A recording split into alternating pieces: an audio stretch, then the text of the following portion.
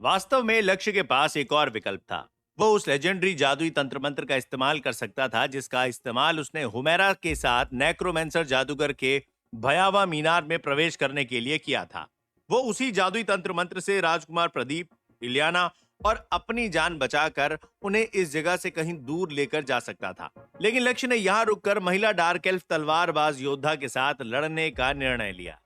उसने ऐसा केवल एक ही कारण से किया था। उसे डार्क एल्व्स के मन में डर बैठाकर उनके इरादे को चकनाचूर करना है। जैसे ही आग के गोले का स्ट्रक्चर संपूर्ण रूप से तैयार हो गया, लक्ष्य ने बिना किसी झिझक और हिचक के श्राप का इस्तेमाल कर दिया।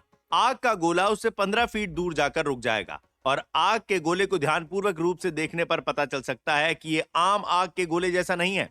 भले ही आग का गोला लहराती आग की गर्मा गर्म लपटों में लिपटा है, लेकिन इसके भीतर समाया हुआ माना का उतार चढ़ाव नियंत्रित रूप से स्थिर है। आग का गोला लक्ष्य द्वारा चुने गई जगह के निशाने पर 0.1 सेकंड में पहुंचा और विस्फोट हुआ। तब तक अलीना लक्ष्य से 25 फीट की दूरी पर थी। विस्फोट की गूंजती आवाज से वहां की हवा और जमीन में कंपन उठी और जल्द ही आग की लपटें उस क्षेत्र में फैलने लगी। फिर अचानक ही एक अचंभित और चकाचौंध कर देने वाला नजारा देखने को मिला। श्राप के जरिए से उपजी हुई आग की लपटें सभी दिशाओं में नहीं फैली, बल्कि लक्ष्य के विपरीत दिशा में ही एक कॉनिकल फॉर्मेशन में घूमती हुई दिखने लगी। ऐसा लग रहा है कि लक्ष्य की ओर से किसी अज्ञात शक्ति और ऊर्जा ने आग की लपटों में बाधा पैदा की हुई है। लहराती हुई आग की लपटें लक्ष्य के चारों ओर एक पूर्ण सेमी सर्कुलर आर्क में विवश है।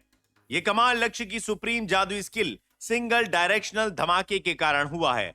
लक्ष्य इस सुप्रीम जादुई स्किल का इस्तेमाल करते हुए लेवल 4 के श्राप आग के गोले के साथ काफी समय से अनुसंधान करने में लगा हुआ था और जैसे ही वो अपने इस कार्य में सफल हुआ, लेवल 4 का श्राप आग का गोला अपग्रेड हुआ। आग का गोला चारों ओर से जिस ट्रांसलूसेंट रोशनी की किरणों में घिरा हुआ है, वो न केवल आग की लपटों का एक स्थिर वर्जन है, बल्कि वो रोशनी की किरणों की एक बाइंडिंग फील्ड भी है। जब आग का गोला विस्फोट हुआ, तब लक्ष्य विस्फोट से उपजी आग की लपटों के आकार को नियंत्रित करने लगा, जिससे कि विस्फोट का प्रभाव एक ही दिशा पर हुआ। नतीजतन लक्ष्य श्राप के हानिकारक प्रभावों से प्रभावित नहीं हुआ, जबकि अलीना को विस्फोट की संपूर्ण आक्रामक और घातक शक्ति को सहन करना पड़ेगा। इस श्राप से बनी आग के गोले की शक्ति की एकाग्रता आग के गोले को अधिक भयावह बनाती है। हालांकि श्राप से उपजी आग की लपटें फोर्स फील्ड द्वारा बाधित हैं, लेकिन इससे विस्फोट से पैदा हुए आक्रामक शक्ति में कोई बदलाव नहीं आया, चूंकि विस्फोट का प्रभाव सभी दिशाओं में संपूर्ण शक्ति के साथ नहीं फैला। तो अब विस्फोट की शक्ति का सारा असर अलीना पर ही होगा। सुप्रीम जादू स्किल के कारण लेवल 4 के श्राप आग के गोले की शक्ति लगभग लेवल 5 के श्राप की शक्ति के समान बन गई। एक पल में अलीना को महसूस हुआ कि जैसे वो एक लावा के झरने में फंसी हुई है और टोरेंशियल करंट के खिलाफ आगे बढ़ने और लावा के झरने से निकलने की कोशिश में लगी हुई है। अलीना न केवल ज्वाला की एक अंतहीन धारा का सामना कर रही है, बल्कि उसे मलबे में जले मांस के टुकड़ों का भी सामना करना पड़ रहा है, जो आग के झरने में जमीन से उठकर फंस गए थे। जैसे ही अलीना को इस बात का अंदाजा हो गया कि वो इस झरने की बाधा को पार नहीं कर सकती, उसने एक पल में फैसला लिया कि उसे क्या करना है, जिसके बाद उसने हमले के प्रभाव से बचने के लिए हमले को डॉज किया और किनारे हो गई और 0.2 सेकंड में वो लावे की लहराती झरने की धधकती भट्टी से बच निकलने में कामयाब रही। लेकिन उन 0.2 सेकंड के दौरान जब अलीना लावा के झरने में फंसी हुई थी, तब वो फिरोज द्वारा बनाए गए जिस जादुई बांध के जरिए से सुरक्षित थी, वो बांध नष्ट हो चुका था और तो और उसकी बैटल ऑरा भी संपूर्ण रूप से नष्ट हो चुकी थी। साथ ही साथ सकारात्मक जादुई श्रापों और तंत्रों मंत्रों को नष्ट करने और तोड़ने हेतु उसने नकारात्मक जादुई पत्थरों, रत्नों और मणियों से जड़ी हुई एक क्लोक भी पहनी हुई थी, मगर लावा के कारण वो भी संपूर्ण रूप से जल गई थी। और तो और उसने जिस जादुई रक्षात्मक मास्क के सहारे से अपने चेहरे को ढका हुआ था, वो भी लहूलुहान हो चुका था, क्योंकि मलबे से उसके माथे के बीचों बीच एक घातक चोट लगी थी। उसी समय अलीना ने अपने पीछे एक दर्दनाक चीख सुनी। वो इधर उधर घूमी तो उसने देखा कि उससे 60 फीट की दूरी पर अनस धधकती आग की लपटों में घिरा हुआ है। अनस की प्रतिक्रिया की गति और रक्षात्मक शक्ति अलीना की प्रतिक्रिया की गति और रक्षात्मक शक्ति की तरह तेज नहीं थी। हालांकि श्राप का प्रभाव 60 फीट की दूरी तक फैलने के बाद जब उससे भी अधिक फैलने लगा, तब श्राप की शक्ति पहले के मुकाबले काफी कमजोर हो गई। लेकिन आग की लपटें जिस सतह क्षेत्र में फैली थी वो 5 गुना बड़ी थी। नतीजतन अनस घातक हमले से बचने का प्रबंध नहीं कर सका, जिसके तुरंत बाद फिरोज भी इस हमले की चपेट में आ गया। चूंकि फिरोज एक अच्छी जगह पर तैनात था तो उसकी स्थिति काफी बेहतर है। उसके पास एक टूटी हुई दीवार के पीछे छुपने का विकल्प था। तो जब फिरोज पर हमले का प्रभाव हुआ, उसने फौरन ही छलांग लगाकर दीवार पार की और अपनी रक्षा करने में सफल रहा। हालांकि उसे छोटी मोटी चोटें आई थीं, लेकिन अलीना पर खतरे का साया अभी भी मंडरा रहा है। अचानक ही इन सभी चीजों के दौरान अलीना ने महसूस किया कि वातावरण में आग के तत्वों की मात्रा में घातक रूप से भारी भरकम बढ़ोतरी हुई है। और तभी उसने अपने एक आंख के कोने के पास से देखा कि लक्ष्य की जादुई छड़ी की नोक पर एक और आग के गोले का स्ट्रक्चर तैयार हो रहा है। यह कमाल लक्ष्य के दूसरे सुप्रीम जादुई स्किल मशीन गन के कारण मुमकिन हुआ। जादू की प्रतिध्वनि के प्रभाव में नए आग के गोले का स्ट्रक्चर लगभग तुरंत ही हो गया। डार्क एल्व्स द्वारा किए गए 3 लगातार आग के गोलों के हमले के कारण वातावरण में पहले से ही भारी भरकम मात्रा में आग के तत्व मौजूद थे और लक्ष्य की जादुई छड़ी के कारण वे प्रभावित होकर एकाग्र और एकजुट होने लगे, जिससे कि दूसरा आग का गोला तेजी से तैयार होने लगा। अलीना ने अनुमान लगाया कि आग का गोला अगले 0.5 सेकंड में संपूर्ण रूप से तैयार हो जाएगा।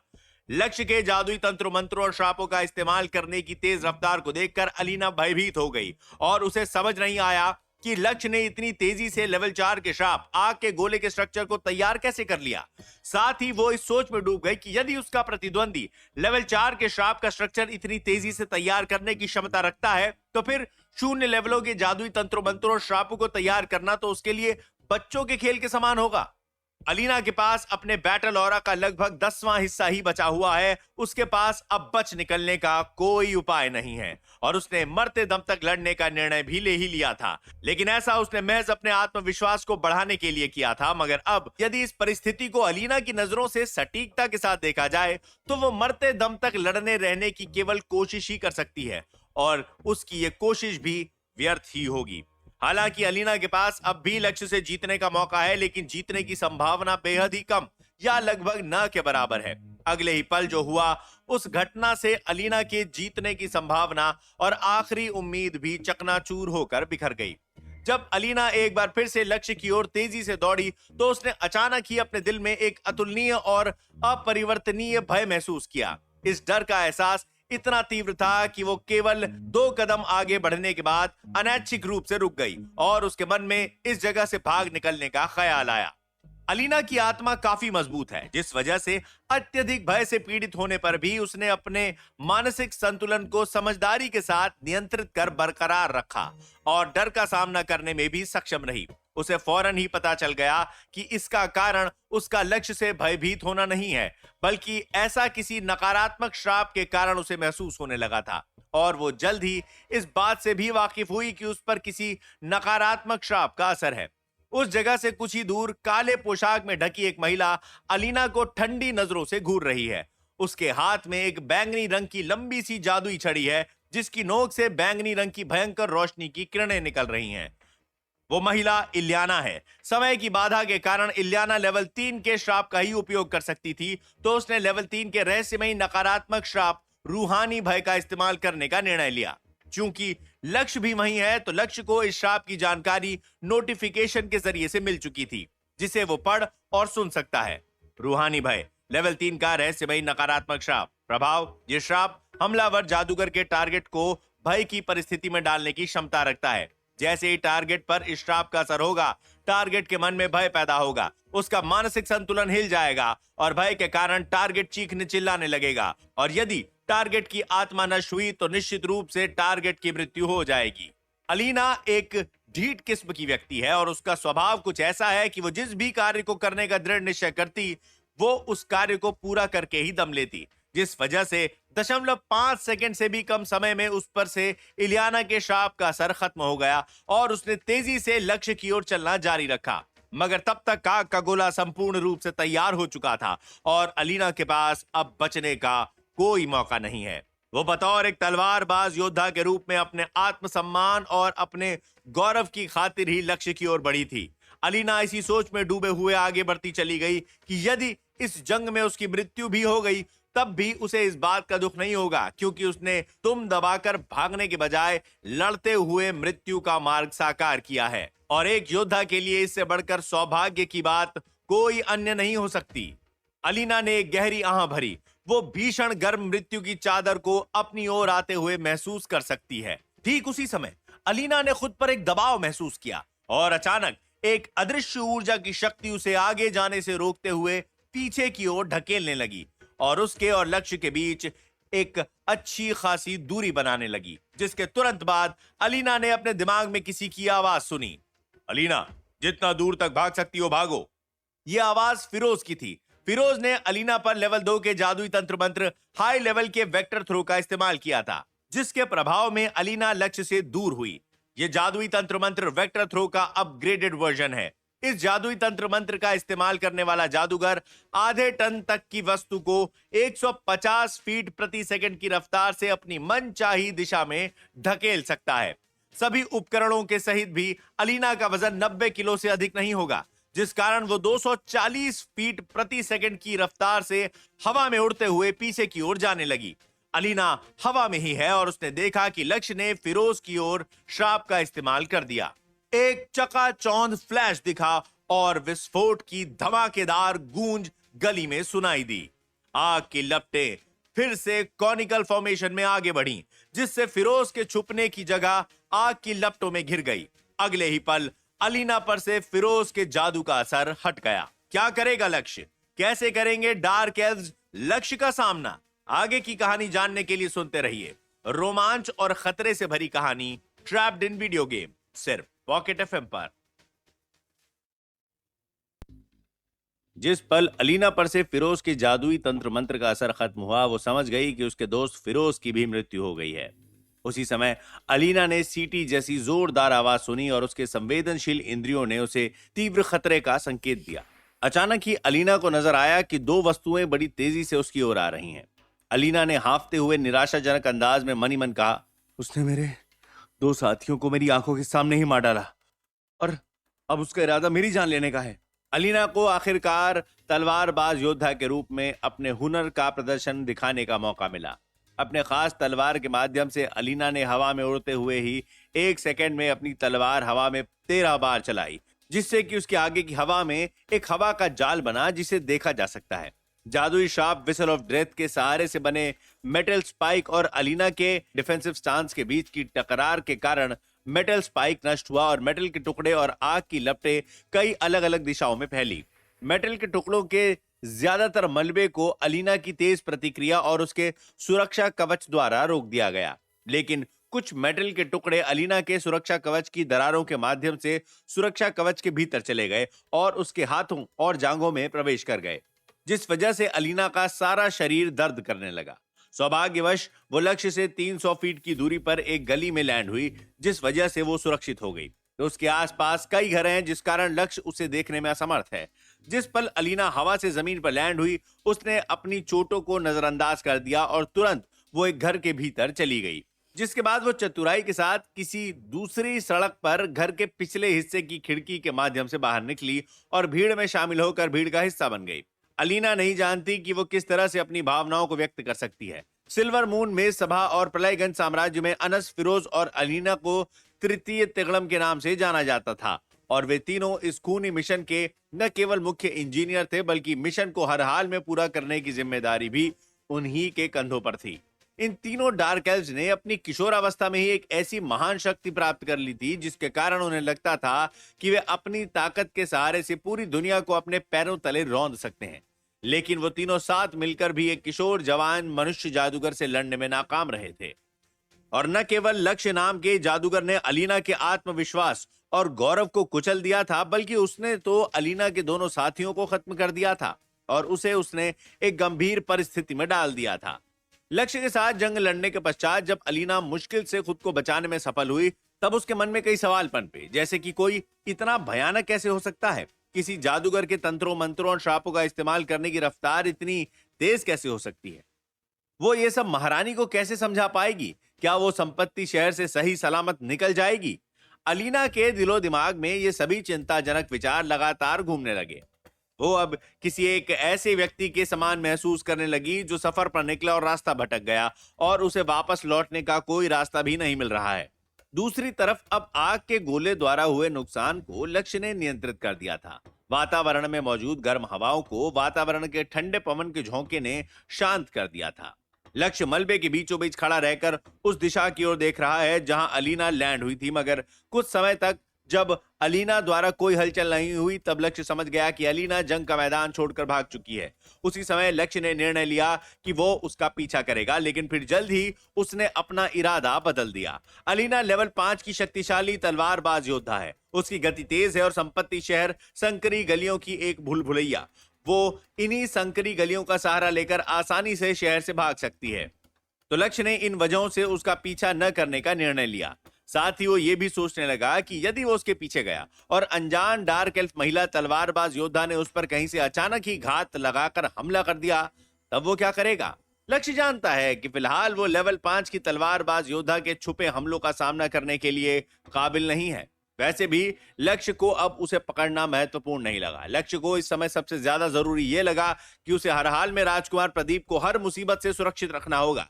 इसलिए उसने राजकुमार की सुरक्षा सुनिश्चित करने पर ध्यान केंद्रित कर दिया, क्योंकि उसे इस बात का भी डर था कि भले ही उसने अभी इस छोटी सी जंग में जीत हासिल कर ली हो, लेकिन अगर आसपास और भी डार्क एल्व्स मौजूद हुए जो राजकुमार की जान लेने की फिराक में होंगे, तब उसके जाते ही डार्क एल्व्स अपने इरादे में कामयाब हो जाएंगे। इस विचार को ध्यान में रखते हुए लक्ष्य राजकुमार के पास पहुंचा।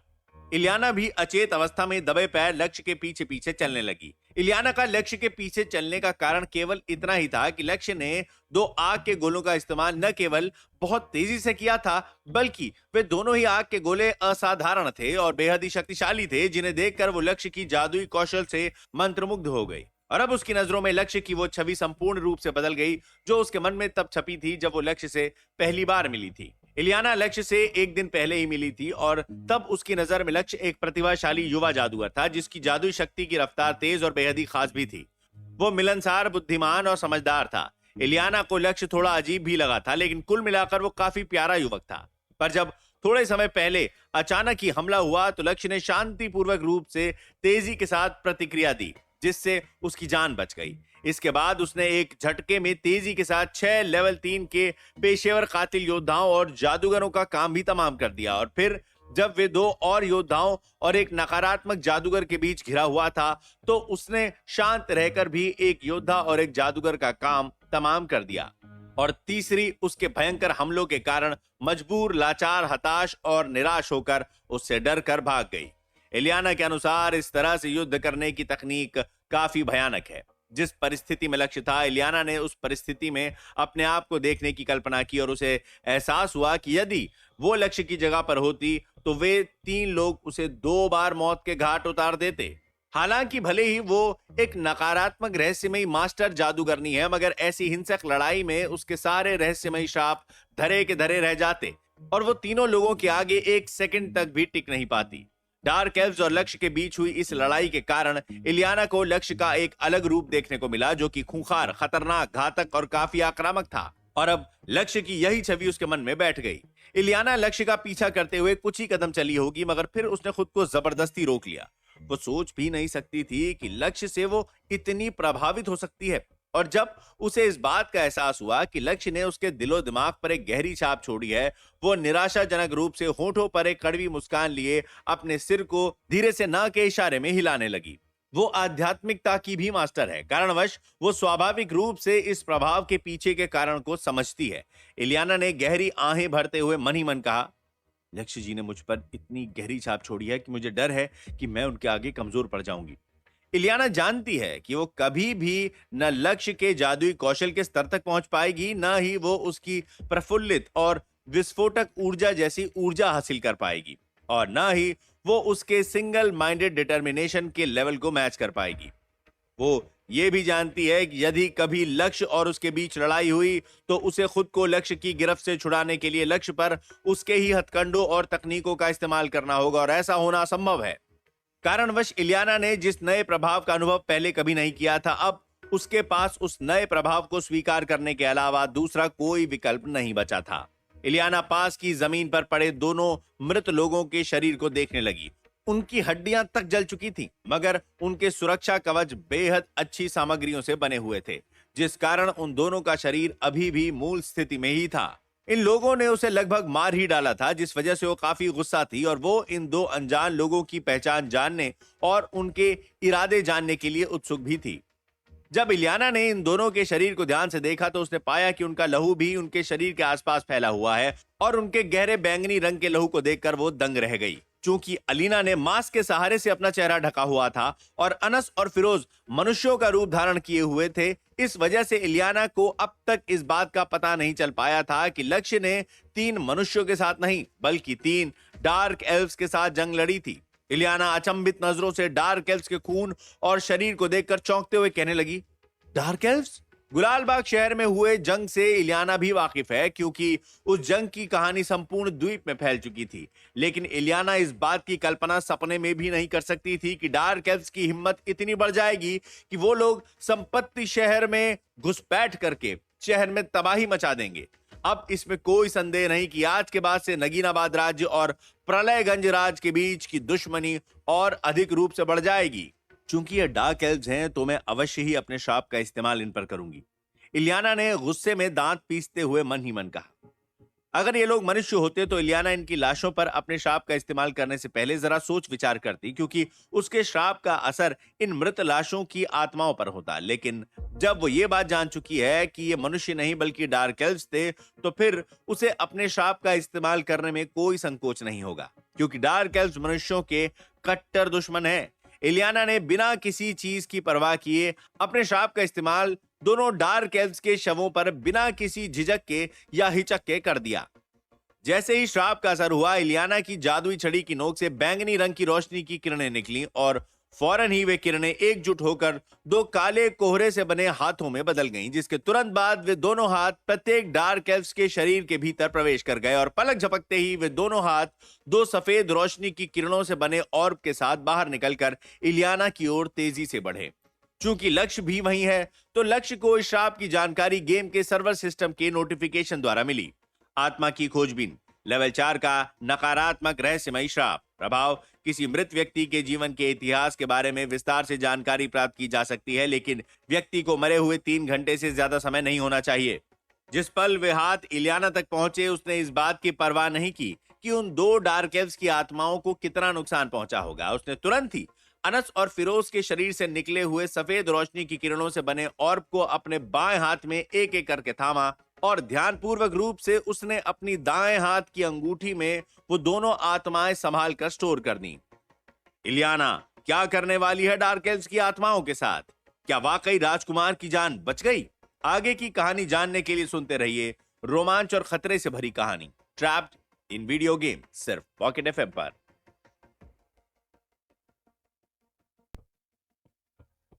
जैसे ही इलियाना ने दोनों आत्माओं को अपनी अंगूठी में भरा, अचानक ही उसे ऐसा महसूस हुआ कि कोई उस पर पीछे से नजर रखे हुए है। इलियाना तुरंत ही मुड़ी और उसने देखा कि लक्ष्य उसे उसके श्राप के कारण अचंभित नजरों से देख रहा है, लेकिन लक्ष्य ने उसे रोकने की कोशिश नहीं की। इलियाना लक्ष्य को उसे इस तरह से घूरते हुए देखकर शर्मा गई और अजीब तरह से मुस्कुराने लगी। साथ ही इलियाना को ऐसा लगा कि लक्ष्य किसी कारण से उसके और उसके श्रापों के बीच नहीं आएगा। इलियाना कुछ समय तक लक्ष्य को देखती रही, मगर जब उसे पूरी तरह से विश्वास हो गया कि लक्ष्य उसके कार्य में बाधा नहीं डालेगा और न ही उसके रास्ते का कांटा बनेगा, तब उसकी मुस्कुराहट और भी खिल गई। इलियाना धीरे धीरे लक्ष्य से दूर हुई और फिर इस तहस नहस जगह से छुपते छुपाते वहां से चली गई। शहर के पहरेदार जल्द ही इस जगह पर पहुंच जाएंगे और यदि उनकी नजर किसी ऐसी अनजान महिला पर पड़ी जो कि नकारात्मक जादुई श्राप का सहारा लेती है, तो वे इस नजारे को देखना तक पसंद नहीं करेंगे और हाथ धोकर उसके पीछे पड़ जाएंगे। कारणवश इलियाना ने सोचा कि इससे पहले कोई इस जगह पर आए, उसका यहां से निकल जाना ही ठीक रहेगा, क्योंकि अगर उसे पहरेदारों ने पकड़ लिया तब उसका अंजाम उसके लिए बेहद ही बुरा होगा। इलियाना डार्क एल्व्स द्वारा किए गए हमले से काफी नाराज है, क्योंकि उनके हमले से उसकी जान जा सकती थी। साथ ही वो इस बात से काफी खुश है कि उसके एकमात्र मित्र ने 2 डार्क एल्व्स को मार गिराया। हालांकि वो तीसरी डार्क एल्फ महिला तलवारबाज योद्धा के दुम दबाकर भाग जाने से काफी गुस्सा भी है। तो उसने अपने जादुई शापों के सहारे से उसे ढूंढ निकालने का प्रण लिया। इस बीच लक्ष्य को जब पूरा विश्वास हो गया कि राजकुमार प्रदीप पर अब और कोई हमला नहीं होने वाला है, तब वो उनकी ओर बढ़ने लगा। तब तक राजकुमार की आंखें आंसुओं से धुंधली हो चुकी थी और जो कुछ भी इस जगह में हुआ था उससे वो आश्चर्यचकित और भ्रमित रह गए थे। जब उन्होंने किसी के कदमों की आहट सुनी तब वो घबराकर इधर उधर देखने लगे और अचानक ही उन्होंने देखा कि जिस जवान जादूगर ने उनकी जान बचाई थी वो उनकी ओर पहुंच चुका है। राजकुमार प्रदीप लक्ष्य को सम्मानित नजरों से देख रहे हैं। राजकुमार लक्ष्य की ओर देखते हुए श्रद्धा के साथ विस्मय स्वर में औपचारिकता की भावना दर्शाते हुए कहने लगे, हे मनुष्य मास्टर जादूगर जी, हमें बचाने के लिए आपका धन्यवाद।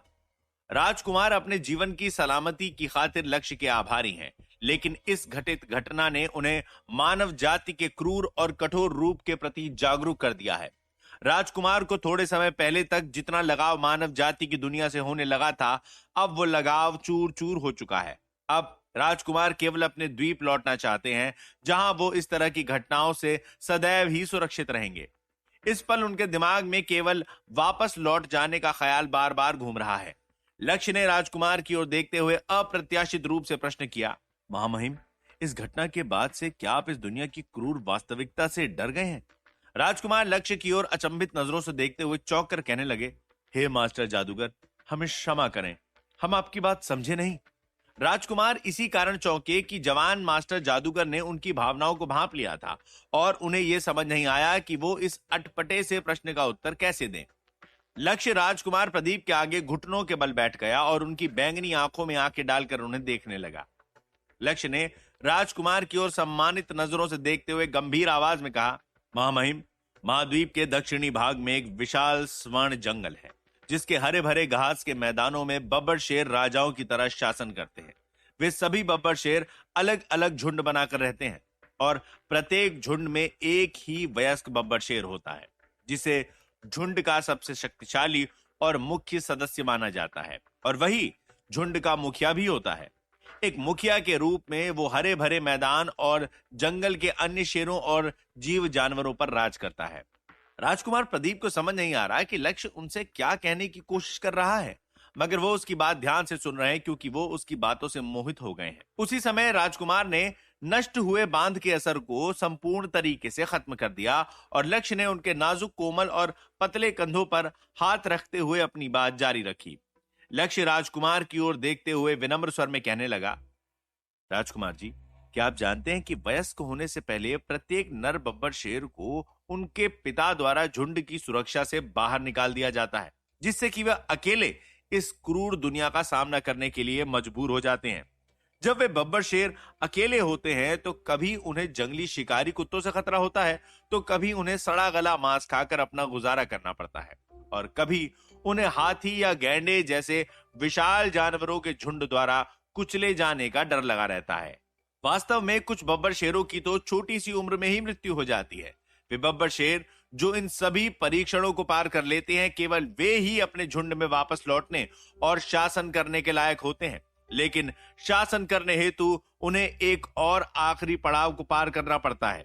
जब वे बब्बर शेर अपने अपने झुंड में लौटते हैं तो लौटने पर उन्हें मुखिया बब्बर शेर से युद्ध करना पड़ता है और युद्ध में जीतने के बाद ही वे मुखिया बनते हैं। महामहिम, इस समय आप उन बब्बर शेर की तरह हैं जो अभी अभी अपने झुंड की सुरक्षा से बाहर निकले हैं और केवल एक घटना के कारण ही क्या आप अभी से अपने लौटने की और पीछे हटने की योजनाएं बना रहे हैं? लक्ष्य की बात राजकुमार के दिल को छू गई और वो उसके शब्दों से काफी प्रभावित हुए। वो यही सोचने लगे कि क्या वो इतनी जल्दी भागने वाले थे। थोड़े समय पहले यही विचार उनके मन में था कि वो किसी शांतिपूर्ण और निष्क्रिय जीवन में लौट जाएंगे, जो उन्होंने हमेशा ही डॉन द्वीप में अपने लोगों के बीच सुरक्षित रहकर गुजारी है और वो सदैव ही अपनी जिंदगी अपने लोगों की छत्रो छाया में बिताना चाहेंगे। साथ ही उनके मन में यह ख्याल भी पनपा कि डॉन द्वीप दुनिया का केवल एक छोटा सा हिस्सा है और हाई एल्व्स फौलाद के महाद्वीप में रहने वाली अनेक प्रजातियों में से केवल एक प्रजाति है। एक साधारण हाई एल्फ द्वीप की शांतिपूर्ण दुनिया में अपना जीवन जीने के विकल्प को चुन सकता है, लेकिन वो हाई एल्व्स के राजघराने शाही नीलम के परिवार के सदस्य हैं और हाई एल्व्स प्रजाति के राजकुमार भी।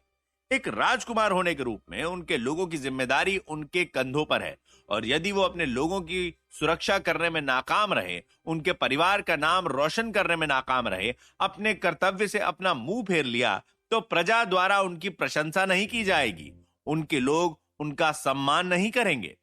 इस विचार पर गौर करते हुए राजकुमार प्रदीप ने अपने बहते आंसू पूछे और अपने हमउम्र मनुष्य जादूगर को सम्मानित नजरों से घूरने लगे।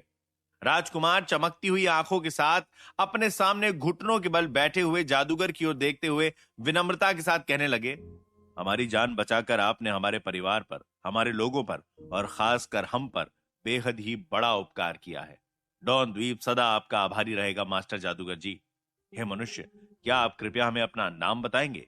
राजकुमार के इन शब्दों ने साबित कर दिया था कि वो अब भयभीत नहीं है और वो जिम्मेदारी उठाने के काबिल है। लक्ष्य मुस्कुराकर राजकुमार की ओर देखते हुए विनम्र स्वर में कहने लगा, माफ कीजिएगा, मैं कोई मास्टर जादूगर नहीं हूं। मैं ईस्ट कोव जादुई विद्यालय का जादूगर हूं और मेरा नाम लक्ष्य मिश्रा है। राजकुमार प्रदीप मुस्कुराकर लक्ष्य की ओर देखते हुए विनम्र स्वर में कहने लगे, हम डॉन द्वीप की महारानी के तीसरे सपूत प्रदीप रुद्राक्ष हैं। लक्ष्य खड़ा हुआ और बड़े ही प्यार से उसने राजकुमार की ओर हाथ बढ़ाया। राजकुमार ने उसका हाथ थामा और लक्ष्य की मदद लेकर वो भी खड़े हुए। ये वो महत्वपूर्ण क्षण है जिसका जिक्र फौलाद के महाद्वीप के इतिहास की किताबों में दर्ज किया जाना चाहिए, क्योंकि एक मनुष्य जादूगर ने एक हाई एल्फ का भरोसा जीतकर हाई एल्व्स और मनुष्यों के बीच के रिश्ते की नींव को पक्का कर दिया है। भविष्य में ये गठबंधन रोशनी और अंधकार के बीच की जंग में रोशनी की दुनिया के लिए काफी मददगार साबित होगा। Central plaza. लक्ष्य, क्या तुम ठीक हो? लक्ष्य को कहीं से किसी की चिंतित लेकिन जानी पहचानी सी आवाज सुनाई दी, जो कि एक महिला की है, और जैसे ही वो उस दिशा में मुड़ा तो उसने देखा कि हुमैरा कुछ जादूगरों के समूह के साथ उसकी ओर तेजी से बढ़ रही है। घटनास्थल पर पहुंचने वाले पहले कुछ लोगों में इलियास और रूपाली भी शामिल हैं। 3 लगातार विस्फोटों से जो विनाशकारी तबाही घटनास्थल पर मची थी, उसके दृश्य की तुलना नर्क लोक के वातावरण और भूमि से की जा सकती है। संपूर्ण संपत्ति शहर में विस्फोटों की आवाज गूंजी थी। हुमैरा और उसके साथ आई जादूगरों की टोली घटनास्थल पर पहुंचने वाले समूहों में से एक समूह है, जिसके कुछ समय बाद GMEF 3 शाही दरबारी पहरेदारों और शाही दरबारी योद्धा जादूगरों के समूह भी घटनास्थल पर पहुंचने के लिए अपनी अपनी जगहों से रास्ते पर निकल चुके थे। यह घटना बहुत ही भयावह थी। अधिक लोगों के आने से स्थिति और भी अराजक होती चली गई। अन्य घटनाओं को होने से रोकने के लिए लक्ष्य राजकुमार के साथ ही खड़ा रहा। हुमैरा और अपने दोस्तों को सही सलामत देखकर लक्ष्य के मन को शांति मिली। लक्ष्य हुमैरा की ओर देखते हुए कहने लगा, मैं तो ठीक ही हूं, लेकिन बहुत से लोग घायल हैं। राजकुमार प्रदीप को भी ध्यान और सहारे की जरूरत है। लक्ष्य की बात सुनते ही हुमैरा का सारा ध्यान हाई एल्फ पर चला गया। अपने ज्ञान के संचय से हुमैरा समझ गई कि हमले का कारण क्या हो सकता है। यह हमला राजघराने का हाई एल्फ की जान लेने के कारण निश्चित रूप से सिल्वर मून में सभा द्वारा किया गया या करवाया गया था। हुमैरा फौरन ही इलियास की तरफ मुड़ी और गंभीर स्वर में कहने लगी, इलियास, यहाँ का मामला जरा पेचीदा है। तुम रूपाली को लेकर फौरन ही सराय चले जाओ। उसके बाद सारा सामान बांधकर रूपाली को लेकर यहां से विद्यालय के लिए निकल जाना। परिस्थिति कुछ ऐसी है कि इलियास और रूपाली चाहकर भी कोई मदद नहीं कर सकते, और वे मदद करने के लिए फिलहाल पर्याप्त रूप से शक्तिशाली भी नहीं है। अगर वे दोनों यहां रुके तो हुमैरा को उनकी चिंता लगी रहेगी और हुमैरा इस मामले की जांच पड़ताल से भटक जाएगी। वहीं दूसरी तरफ लक्ष्य का यहां रुकना बेहद जरूरी है। इलियास इस गंभीर परिस्थिति से वाकिफ है। उसका मन चिंता के कारण बैठ गया। इलियास हुमैरा की ओर देखते हुए कहने लगा, और आप? हुमैरा इलियास की ओर देखते हुए कहने लगी, मुझे यहां रुकना होगा, क्योंकि परिस्थिति बेहद ही गंभीर है और शायद राज्य को इस मामले में मेरी जरूरत पड़ेगी ही। हुमैरा ने परिस्थिति से निपटने के लिए तुरंत मानसिक रूप से खुद को तैयार कर लिया। वो ईस्ट कोव जादुई विद्यालय की शिक्षिका है और शाही साम्राज्य में उसे कई लोग जानते भी हैं। यहां तक कि राज्य द्वारा हुमैरा को मलिका की उपाधि भी सौंपी गई थी। उसे स्वाभाविक रूप से इस घटना के कारण यहां रुकना ही पड़ेगा और इस मुश्किल भरे समय में राजघराने की मदद अवश्य ही करनी होगी। इलियास हुमैरा की ओर देखते हुए कहने लगा, ठीक है मैडम। इलियास ने रूपाली का हाथ थाम लिया और जल्द ही वो दोनों इस तहस नहस प्लाजा से निकल गए। इलियास भले ही तेजी से इस जगह से रूपाली के साथ निकल रहा था, लेकिन तब भी वो काफी सतर्क रहा और रास्ते में चलते चलते उसकी नजर एक खंडहर जैसे दिखने वाली जगह और उसके आसपास के मलबे पर पड़ी, और मलबे के पास की खाली जमीन पर उसने 2 स्पष्ट रेखाएं देखी, जिनके बीचों बीच दो संपूर्ण शव मौजूद हैं। जब इलियास ने पहली बार इन संकेतों को देखा तब उसने इन सभी चीजों के बारे में उतना सोच विचार नहीं किया, लेकिन कुछ समय के बाद उसे कुछ याद आया। क्या याद आया इलियास को? कैसे करेगी हुमैरा राज घराने के लोगों की मदद? क्या इलियाना अलीना को ढूंढने में हो पाएगी कामयाब? लक्ष्य को यहां रुककर क्या क्या करना पड़ेगा? आगे की कहानी जानने के लिए सुनते रहिए रोमांच और खतरे से भरी कहानी ट्रैप्ड इन वीडियो गेम, सिर्फ पॉकेट एफएम पर। जो कुछ भी इलियास ने देखा उससे उसे समझ आ गया कि यह ऊर्जा के नियंत्रित विस्फोटों के कारण हुआ है और यह लक्ष्य द्वारा किया गया है। इलियास ने मन ही मन सोचा कि क्या लक्ष्य उस लेवल तक पहुंच गया है। लक्ष्य और इलियास हमेशा ही जादू के विषय पर बातचीत किया करते थे और इलियास ने लक्ष्य की शक्ति के बारे में कुछ अफवाहें भी सुन रखी थीं, लेकिन उसने कभी भी उन अफवाहों पर अपना ध्यान केंद्रित नहीं किया था। हालांकि अब जब उसने लक्ष्य की लड़ाई के परिणामों को अपनी आंखों से देख लिया था तो उसे लक्ष्य की वास्तविक शक्ति का अंदाजा होने लगा। भले ही वे दोनों लगभग एक ही उम्र के हैं, मगर लक्ष्य पहले से ही कई पहलुओं में उससे आगे निकल चुका था। शायद इलियास इस बात की कल्पना तक नहीं कर सकता कि लक्ष्य उससे कितना आगे बढ़ चुका है। इस विचार ने इलियास के मन में एक ख्याल बिठा दिया कि उसे लक्ष्य की तरह बनने के लिए बहुत मेहनत करनी पड़ेगी, वरना वो लक्ष्य से काफी पीछे रह जाएगा। और वो खुद को मानसिक रूप से मेहनत करने और आगे बढ़ने के लिए तैयार करने लगा। घटनास्थल की दुर्दशा ने भीड़ को अपनी ओर आकर्षित किया। सभी लोगों के चेहरों का रंग खंडहरों, मलबे और लाशों को देखकर फीका पड़ गया। भीड़ में से किसी की आवाज आई, कैसे निर्दयी लोग हैं ये, इतनी तबाही आखिर क्यों? तभी एक घबराती सहमती आवाज भीड़ में से सुनाई दी, हे रोशनी के देव, ये लाश तो जादुई छड़ी बनाने वाले मास्टर जादूगर हमीद जी की है। भीड़ में से एक शख्स की आवाज आई, अरे बाप रे, ये लाश तो मास्टर दुग्गल की है। मास्टर दुग्गल लेवल 5 के हवाई तत्वों में महारत हासिल करने वाले एलिमेंटल जादूगर हैं, जिनका वास्ता दक्षिणी भाग के जादूगरों के गठबंधन से है। लाजमी है कि वे भी यहाँ मेले के उत्सव में भाग लेने आए थे। बेचारे दुग्गल साहब, उन्हें कहाँ पता था कि आज का खुशी का दिन उनकी जिंदगी का आखिरी दिन होगा। भविष्य वाकई अप्रत्याशित है और मनुष्य का कोई ठिकाना नहीं।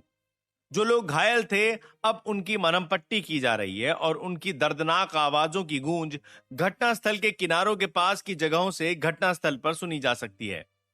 हुमैरा भी राजकुमार प्रदीप की रक्षा के लिए उनके और लक्ष्य के साथ खड़ी रही और वो अपनी जादुई छड़ी को कसकर पकड़े हुए चौकन्ना रहकर चारों दिशाओं में अपनी नजरें दौड़ा रही है। 2 मिनट के बाद दरबारी पहरेदारों के साथ एक दरबारी जादूगर भी घटनास्थल पर पहुंचे, जिन्हें हुमैरा बखूबी जानती है।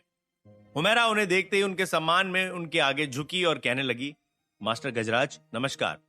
मास्टर गजराज 57 वर्षीय लेवल 6 के मास्टर जादूगर हैं। उनकी बाल और दाढ़ी सफेद हो चुकी है और उनके गड्ढेदार झुर्रियों से भरे चेहरे पर गंभीर हाव भाव हैं। जब वो घटनास्थल पर पहुंचकर चारों ओर नजरें घुमा रहे थे, तभी उनकी नजर हुमैरा पर पड़ी, जो कि राजकुमार प्रदीप और एक अन्य लड़के के साथ खड़ी है। राजकुमार और हुमैरा को साथ और सुरक्षित देखकर उन्होंने राहत की सांस ली और फिर वो उनकी ओर चले गए। हुमैरा के पास जाने से पहले उन्होंने दरबारी पहरेदारों को आदेश दिया कि वे 2 समूहों में बंट जाएं। एक समूह घायल लोगों की मदद करेगा और दूसरा समूह भीड़ को शांत रखेगा। जैसे ही दरबारी पहरेदारों ने उनके आदेश को सुना, वे सभी उनके आदेश का पालन करने और अपना कर्तव्य निभाने के कार्य में लग गए। जैसे ही मास्टर गजराज हुमैरा, लक्ष्य और राजकुमार के पास पहुंचे, उन्होंने हुमैरा के प्रणाम का जवाब झुक कर दिया, जिसके बाद हुमैरा और वो सीधे हुए। फिर मास्टर जादूगर गजराज राजकुमार के आगे झुके और विनम्रता के साथ उन्होंने उन पर हुए हमले के लिए माफी मांगी। मास्टर जादूगर हुमैरा की ओर देखते हुए कहने लगे, मीरा मेरी बच्ची, यहाँ क्या हुआ था? मुझे विस्तार पूर्वक रूप से सारी जानकारी दो। मास्टर जादूगर गजराज जी डीन अरुण के काफी अच्छे मित्र हैं और हुमैरा डीन साहब की चहेती, इसीलिए गजराज जी और हुमैरा एक दूसरे को बड़े अच्छे से जानते हैं। साथ ही घटनास्थल पर पहुंचने पर उन्हें मीरा के अलावा उससे अधिक शक्तिशाली जादूगर या जादूगरनी नहीं नजर आया और मीरा राजकुमार के साथ खड़ी थी, जिस वजह से उन्हें यही लगा कि मीरा ने ही राजकुमार जी की जान बचाई है। तो स्वाभाविक रूप से उन्होंने मीरा से ही प्रश्न किया। हुमैरा ने सम्मान से गजराज जी की ओर देखते हुए विनम्रता के साथ कहा, जी माफ कीजिएगा, मगर आप प्रश्न मुझसे नहीं बल्कि मेरे शिष्य लक्ष्य से कीजिए। राजकुमार की जान भी इसने ही बचाई है। इतना ही कहते हुए हुमैरा ने लक्ष्य के कंधे पर हाथ रख दिया। उसी पल गजराज जी ने अपना सारा ध्यान लक्ष्य की ओर केंद्रित कर दिया। उनकी नजरों में लक्ष्य एक 20 वर्ष से भी कम उम्र का जवान जादूगर है जिसकी शक्ति काफी कम है। कारणवश उनके मन में लक्ष्य के प्रति तिरस्कारी भावना पनपी। उन्हें इस वजह से लक्ष्य की शक्ति कम लगी क्योंकि लक्ष्य ने अपनी शक्ति पर नियंत्रण बनाकर अपनी शक्ति को दबाए हुए छुपा कर रखा था। चूंकि गजराज जी हुमैरा की काफी इज्जत करते हैं, इसीलिए केवल हुमैरा के लिए ही उन्होंने लक्ष्य से अच्छे से पेश आने का निर्णय लिया। गजराज जी ने लक्ष्य की ओर देखते हुए विनम्र स्वर में उसी प्रश्न को दोहराया जो उन्होंने हुमैरा से किया था। बताओ बच्चे, क्या हुआ था यहाँ? गजराज जी एक सीनियर जादूगर हैं, इस वजह से लक्ष्य उनके सम्मान में आगे झुका और उनका प्रणाम करके सीधा हुआ, जिसके बाद लक्ष्य ने उन्हें घटना की सारी जानकारी विस्तार पूर्वक रूप से दी। अंत में लक्ष्य ने डार्क एल्व्स की लाशों की ओर अपनी उंगली से इशारा किया और गजराज जी से कहने लगा, वहां उस तरफ 2 डार्क एल्व्स की लाशें हैं। 3 डार्क एल्व्स थे, 2 को मैंने मार दिया और उनमें से एक भाग निकली। मुझे माफ कीजिएगा, परिस्थिति काफी गंभीर थी और मैं अपनी शक्तियों पर काबू नहीं रख पाया, इसीलिए मैं उन्हें बंधक बनाने में नाकाम रहा। गजराज जी लक्ष्य की बात सुनकर आश्चर्यचकित रह गए। उन्हें यह बात जानकर बहुत ही बड़ा झटका लगा कि इस हमले में डार्क एल्व्स का हाथ था। साथ ही वो लक्ष्य की युद्ध क्षमताओं से प्रभावित और हैरान दोनों ही रह गए। जब लक्ष्य विस्तार पूर्वक रूप से छोटी सी जंग की जानकारी दे रहा था, तब गजराज जी न केवल उसकी बातों को ध्यान पूर्वक सुन रहे थे, बल्कि वो तो घटना स्थल की सभी दिशाओं पर नजरें दौड़ाते हुए घटित घटना के दृश्यों की कल्पना भी कर रहे थे। उन्होंने उन 6 पेशेवर कातिलों के गैंग के सदस्यों की लाशों को भी देखा, जिनके उपकरणों को ही देखकर वो समझ गए कि सभी लोगों की शक्ति लेवल 3 की थी। यदि लक्ष्य ने एक जादुई श्राप का इस्तेमाल किया होता जिसका प्रभाव बड़े से क्षेत्र पर हो, तो उन्हें लक्ष्य के युद्ध लड़ने की क्षमता पर आश्चर्य नहीं होता। हालांकि लक्ष्य ने उन प्रत्येक व्यक्तियों पर लो लेवल के जादुई श्राप के सहारे से हमला किया था और इससे पहले कि वे खुद को बचाने की कोशिश करते, उनका काम खत्म हो चुका था, क्योंकि लक्ष्य ने उन्हें प्रतिक्रिया देने तक का भी समय और मौका नहीं दिया। लक्ष्य द्वारा कई बातों पर राजकुमार ने भी हामी भरी, जिससे बात साबित हो गई कि लक्ष्य सच्चा व्यक्ति है। गजराज जी के मन में यही ख्याल पन पाया कि यह लड़का काफी तेज रफ्तार से अपनी जादुई शक्तियों का इस्तेमाल कर सकता है। साथ ही गजराज जी की नजर 2 बड़े जले हुए पंखों के आकार के निशानों पर भी गई, जिनकी लंबाई 90 फीट की रही होगी। एलिमेंटल ऊर्जा की शक्ति के अंशों को महसूस कर उन्हें समझ आ गया कि लक्ष्य ने लेवल 4 के जादुई श्राप का इस्तेमाल किया है। लक्ष्य के अनुसार उस समय 3 डार्क एल्व्स ने घात लगाकर उस पर हमला किया था। गजराज जी ये सब देखकर इसी ख्याल में डूब गए कि एक घात के बीच में लगातार 2 बार एक लेवल 4 के जादुई श्राप का इस्तेमाल करने में सक्षम होने के लिए लक्ष्य ने आखिरकार किस तरह के कौशल का सहारा लिया होगा। लक्ष्य की बातों को ध्यान से सुनते हुए वो बार बार इधर उधर से अपनी नजरें हटाकर अपने सामने खड़े जवान जादूगर लक्ष्य को ध्यान से देखते रहे। लक्ष्य पर नजरें गड़ाए हुए मास्टर जादूगर गजराज जी ये देख रहे हैं कि लक्ष्य कितना जवान है और उसने काफी साधारण से कपड़े पहने हुए हैं, लेकिन उसने एक ऐसी जादुई छड़ी थामी हुई है जिस पर देवांश मणि लगी हुई है और वो जादुई छड़ी काफी बेहतरीन तरीके से बनी हुई है। जादुई छड़ी को देखकर उनके मन में कई सवाल पनपे कि जैसे क्या ये जादुई छड़ी एपिक क्वालिटी की जादुई छड़ी है। आज तक कभी ऐसी छड़ी उन्होंने नहीं देखी थी, तो फिर किसने इस जादुई छड़ी को बनाया होगा और उन्होंने आज तक इस तरह की जादुई छड़ियों के बारे में सुना क्यों नहीं। जादूगरों के लिए उनका सबसे महत्वपूर्ण उपकरण उनकी जादुई छड़ी होती है।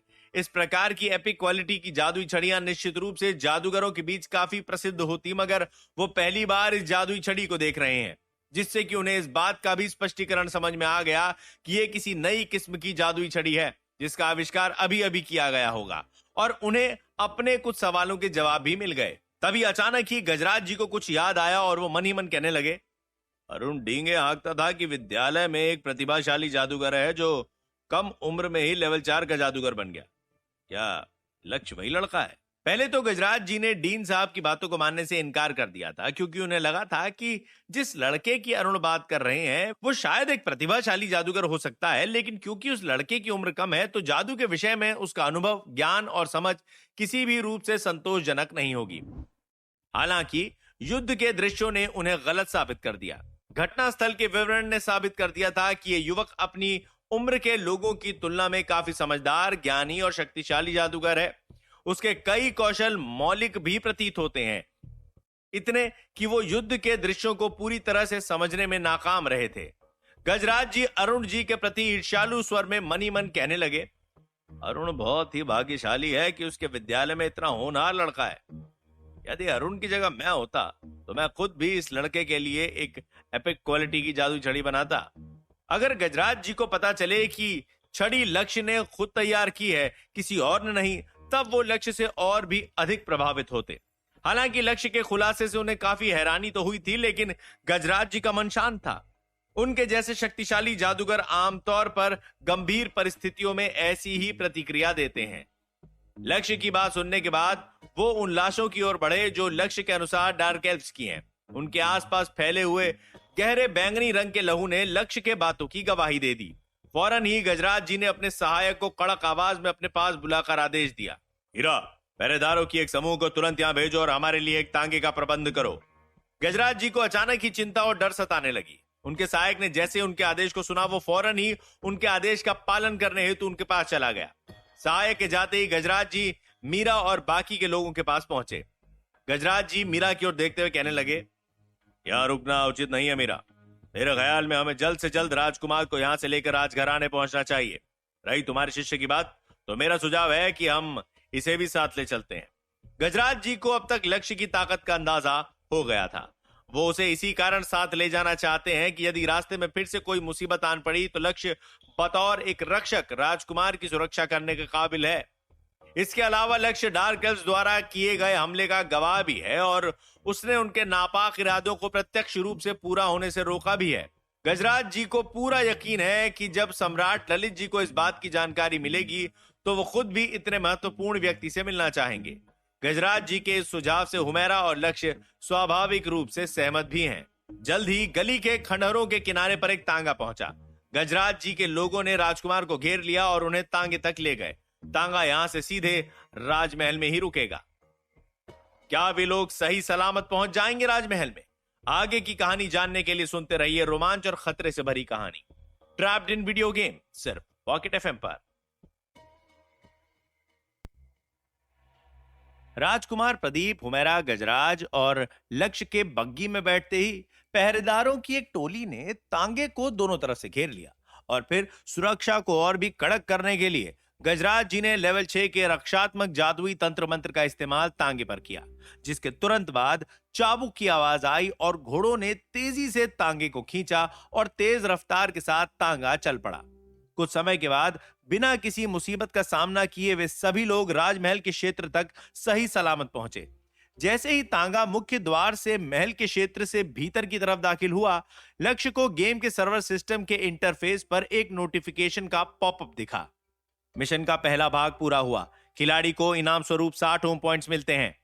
मिशन का दूसरा भाग और दूसरे भाग की जानकारी, नापाक इरादों से पर्दा उठाना, मौजूदा प्रगति 2/3। मिशन के दूसरे भाग के पूरा होने पर लक्ष्य को ग्लिफ की रूह नाम का रहस्यमय इनाम मिलेगा। जब लक्ष्य ने अपनी वर्तमान प्रगति की जांच की तब उसे मालूम हुआ कि उसे वो इनाम तीनों डार्क एल्व्स को मारने पर मिलता। लक्ष्य मन ही मन महिला डार्क एल्फ तलवारबाज योद्धा के भाग जाने से काफी निराश सा हो गया, लेकिन उसने अलीना को पकड़ने और मारने की उम्मीद नहीं छोड़ी। महल में पहुंचने के बाद पहरेदारों की टोली को भारी भरकम सुरक्षा कवचों में ढके और पर्याप्त हथियारों से लदे महल की सुरक्षा ने आराम करने हेतु छोटे छोटे खेमों में भेज दिया। गजराज जी शाही सुरक्षा मामलों की व्यवस्था करने हेतु महल के परिसर में मौजूद कई इमारतों में से एक में चले गए। दूसरी तरफ लक्ष्य और हुमैरा को महल के एक बैठक कक्ष में ले जाया गया।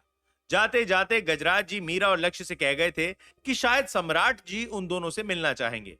लक्ष्य और हुमैरा के बैठक में आराम से बैठने के पश्चात ही एक दूत सम्राट की तरफ से हुमैरा के लिए एक संदेश लाया, जिसके अनुसार प्रतिष्ठित जादूगरनी होने के नाते मीरा को शाही सभा में शामिल होने का आदेश दिया गया है। संदेश मिलते ही हुमैरा दूत के साथ बैठक कक्ष से चली गई और लक्ष्य बैठक कक्ष में अकेला रह गया। एक अनजान युवा जादूगर होने के नाते लक्ष्य को अकेले ही बैठक में कुछ समय तक इंतजार करना होगा। लक्ष्य स्पष्ट रूप से इस बात से वाकिफ है कि जिन्होंने सम्राट का अत्यधिक विश्वास प्राप्त किया था, केवल वे लोग ही इस आपातकालीन स्थिति में सभा में शामिल हो सकते हैं। इस सम्मानित सभा के सदस्यों में उच्चतम क्षमता और योग्यता है, साथ ही वे सभी लोग सम्राट के विश्वसनीय लोग हैं। हालांकि इस बात को झुटलाया नहीं जा सकता है कि लक्ष्य में असाधारण क्षमताएं मौजूद हैं, लेकिन उसकी प्रगति भी काफी तेजी से हो रही है और मूल रूप से समाज में उसकी कोई स्थापित स्थिति और प्रसिद्ध पहचान नहीं है। इसके अलावा सम्राट लक्ष्य से आज तक मिले ही नहीं थे, तो फिर आखिर वो इतनी जल्दी उस पर भरोसा कैसे करते? जैसे जैसे समय बीतता गया, लक्ष्य इंतजार करते करते ऊबने लगा, तो उसने अपनी बोरियत को टालने के लिए ब्रेसलेट के डिजाइन का स्केच निकाला और इस विचार के साथ उस पर काम करने लगा कि इसमें लेवल 4 के श्राप आग के गोले की शक्ति को कैसे समाया जा सकता है। लक्ष्य अभी भी इलियाना के नाम से अनजान है। लक्ष्य के लिए इलियाना अभी भी काले पोशाक वाली नकारात्मक रहस्यमयी जादूगरनी है जो कौवा भी बन जाती है, जिसने थोड़े समय पहले उसकी आंखों के सामने ही एक ऐसे श्राप का सहारा लिया था जिसका इस्तेमाल करना फौलाद की दुनिया में वर्जित है। लेकिन इन सब बातों से उसे कोई भी फर्क नहीं पड़ा। वो केवल उस वादे को पूरा करना चाहता है जो उसने इलियाना से किया था। लक्ष्य ने निर्णय लिया कि जैसे ही वो उस वादे को पूरा करेगा वो इलियाना से दूर ही रहेगा।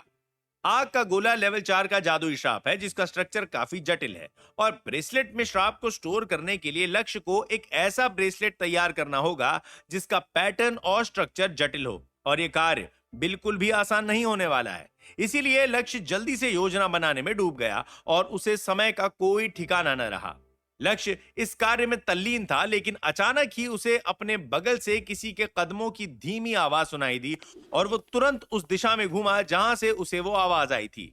लक्ष्य ने देखा कि उससे थोड़ी दूर राजकुमार प्रदीप खड़े होकर उसे घूर रहे हैं। राजकुमार प्रदीप देवता गेम के एक मामूली से किरदार थे। क्योंकि लक्ष्य अपनी पिछली जिंदगी में उनसे नहीं मिला था, इसका कारण यह हो सकता है कि गेमिंग कंपनी ने उन्हें नजरअंदाज कर दिया हो क्योंकि गेम के अनुसार राजकुमार की भूमिका महत्वपूर्ण नहीं थी। या ऐसा भी हो सकता है कि उस समय तक गेम में उनके उभरने का समय नहीं आया हो। वैसे भी असल में भी लक्ष्य तो राजकुमार के बारे में उतना कुछ जानता भी नहीं है। हालांकि चूंकि प्रदीप एक राजकुमार है, इसीलिए लक्ष्य उनके सम्मान में कुर्सी से उठ खड़ा हुआ और उनके आगे उनके आदर में झुक गया। झुकते हुए लक्ष्य ने प्रदीप को संबोधित करते हुए कहा, राजकुमार जी। जैसे ही लक्ष्य झुका उसे राजकुमार का यहां होना ठीक नहीं लगा। राजकुमार की तुलना में लक्ष्य केवल एक सामान्य जादूगर है और एक छोटे से उद्योगपति का बेटा है, तो इस बात का कोई तुक नहीं बनता कि राजकुमार लक्ष्य को ढूंढते हुए बैठक तक चले आए। लक्ष्य को लगा था कि जब राजकुमार सही सलामत राजघराने पहुंचेंगे तब उसका मिशन खत्म हो जाएगा और वो दोनों एक दूसरे से कभी नहीं मिलेंगे, मगर उनके यहां आने से लक्ष्य ये सोचने लगा कि आखिर वो यहां कर क्या रहे हैं। जब लक्ष्य सीधे खड़ा हुआ तब उसने राजकुमार के चेहरे पर शर्मिंदगी की भावना देखी। राजकुमार लक्ष्य की ओर देखते हुए कहने लगे, हमें क्षमा कीजिएगा लक्ष्य जी, क्या हमने आपको परेशान किया है? लक्ष्य मुस्कुराकर राजकुमार जी की ओर विनम्रता से देखते हुए कहने लगा, कदापि नहीं महामहिम जी, आप मुझसे मिलने आए हैं? राजकुमार ने सर हां के इशारे में हिलाकर लक्ष्य के प्रश्न का उत्तर दिया और फिर लक्ष्य के पास पहुंचे और अचानक ही उनकी नजर मेज पर रखे कागज पर पड़ी जिस पर लक्ष्य ने स्केच बनाया हुआ था। कागज पर जो कुछ भी बना हुआ था वो उसे समझ तो नहीं पाए, लेकिन लक्ष्य का स्केच उनकी आंखों को भा गया। राजकुमार प्रदीप थोड़े समय तक लक्ष्य के स्केच को अचंभित नजरों से देखते रहे और फिर उन्होंने लक्ष्य को देखा। राजकुमार प्रदीप लक्ष्य की ओर मुस्कुराकर देखते हुए कहने लगे, हम आपके आभारी हैं। आपने हमारी जान बचाकर हम पर बहुत बड़ा उपकार किया है, इसीलिए हम आपको फिर से धन्यवाद कहने चले आए। लक्ष्य मुस्कुराकर राजकुमार की ओर देखते हुए विनम्रता के साथ कहने लगा, महामहिम जी, मैंने केवल अपना कर्तव्य निभाया है।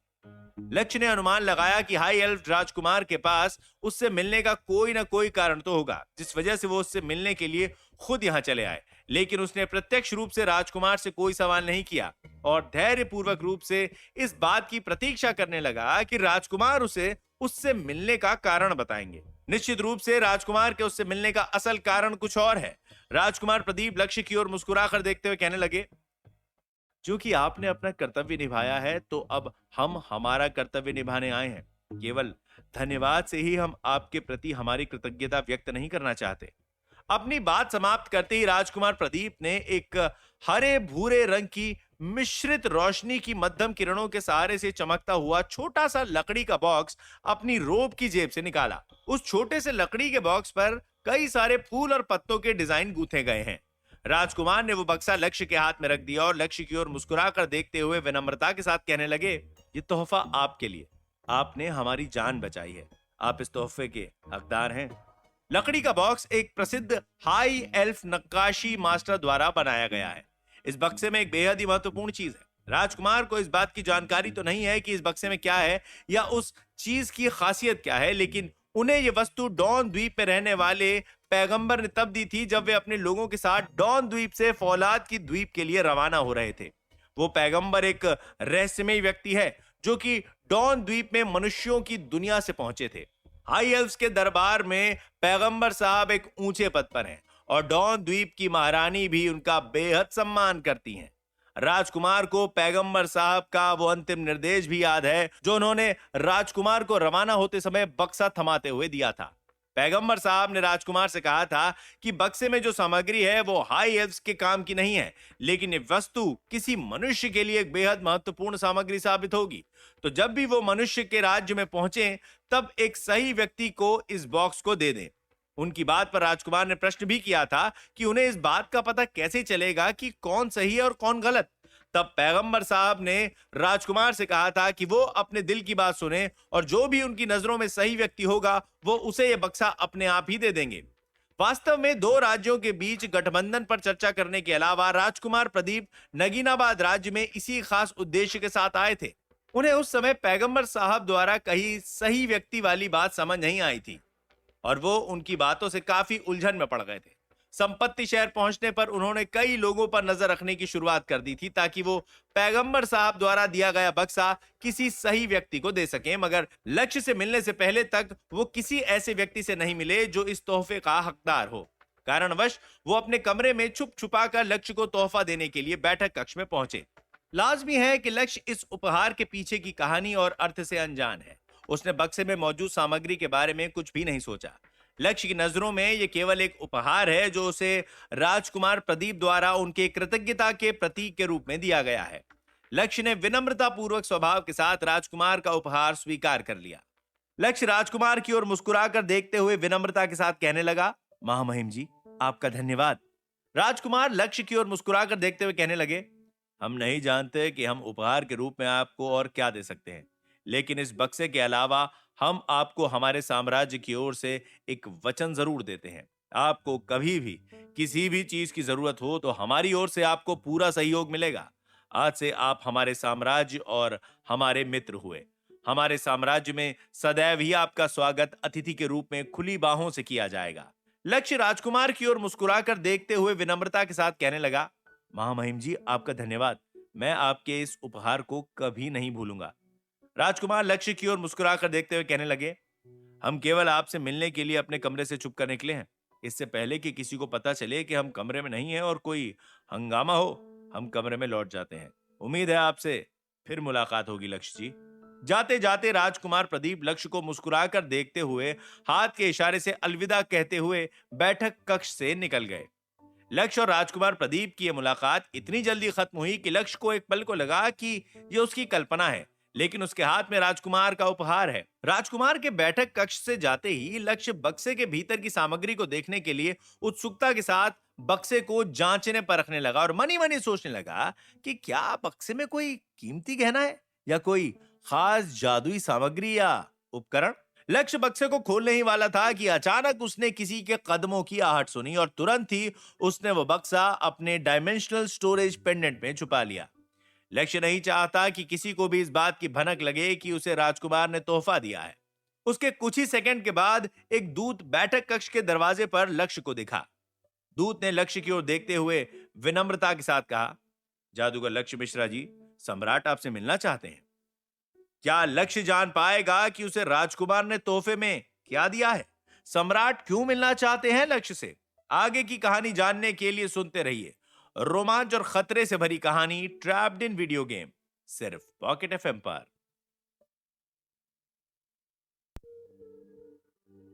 सम्राट ललित के महल का संसद भवन। जब लक्ष्य बैठक कक्ष में अकेले बैठा हुआ था तब राज्य के कुछ प्रसिद्ध व्यक्ति जैसे कि सम्राट ललित, इंद्रदेव अधिकारी जी, जादूगर गजराज जी, जादूगरनी हुमैरा और खुफिया एजेंसी GMEF 3 के प्रमुख संतोष जी सम्राट ललित के संसद भवन में पहुंचे थे।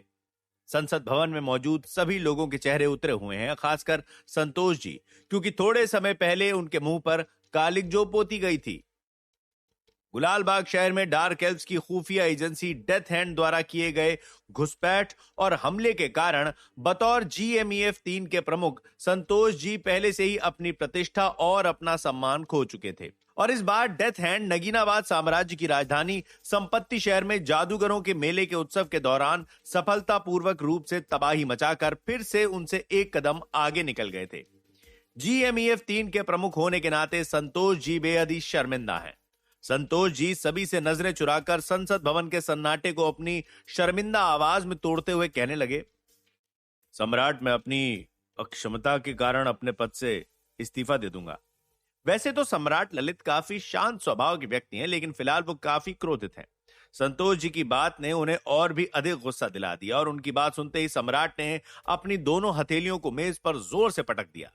सम्राट ललित संतोष जी की ओर गुस्से से देखते हुए डांट कर कहने लगे, खामोश, वो तो तुम करोगे ही, लेकिन इस रायते को कौन समेटेगा जो तुम्हारे कारण फैला है? हाँ? एक बार फिर से पूरे संसद भवन में घना सन्नाटा छा गया। लाजमी है कि सभी लोग इस बात से वाकिफ हैं कि सम्राट बेहद ही क्रोधित हैं।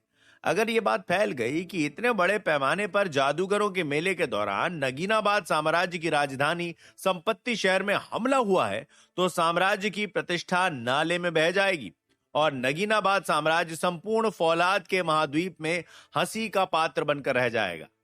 शर्मनाक मुद्दों को एक तरफ रखते हुए सभा में मौजूद सभी लोग इस हमले से उबरने के प्रयासों पर चर्चा करने लगे।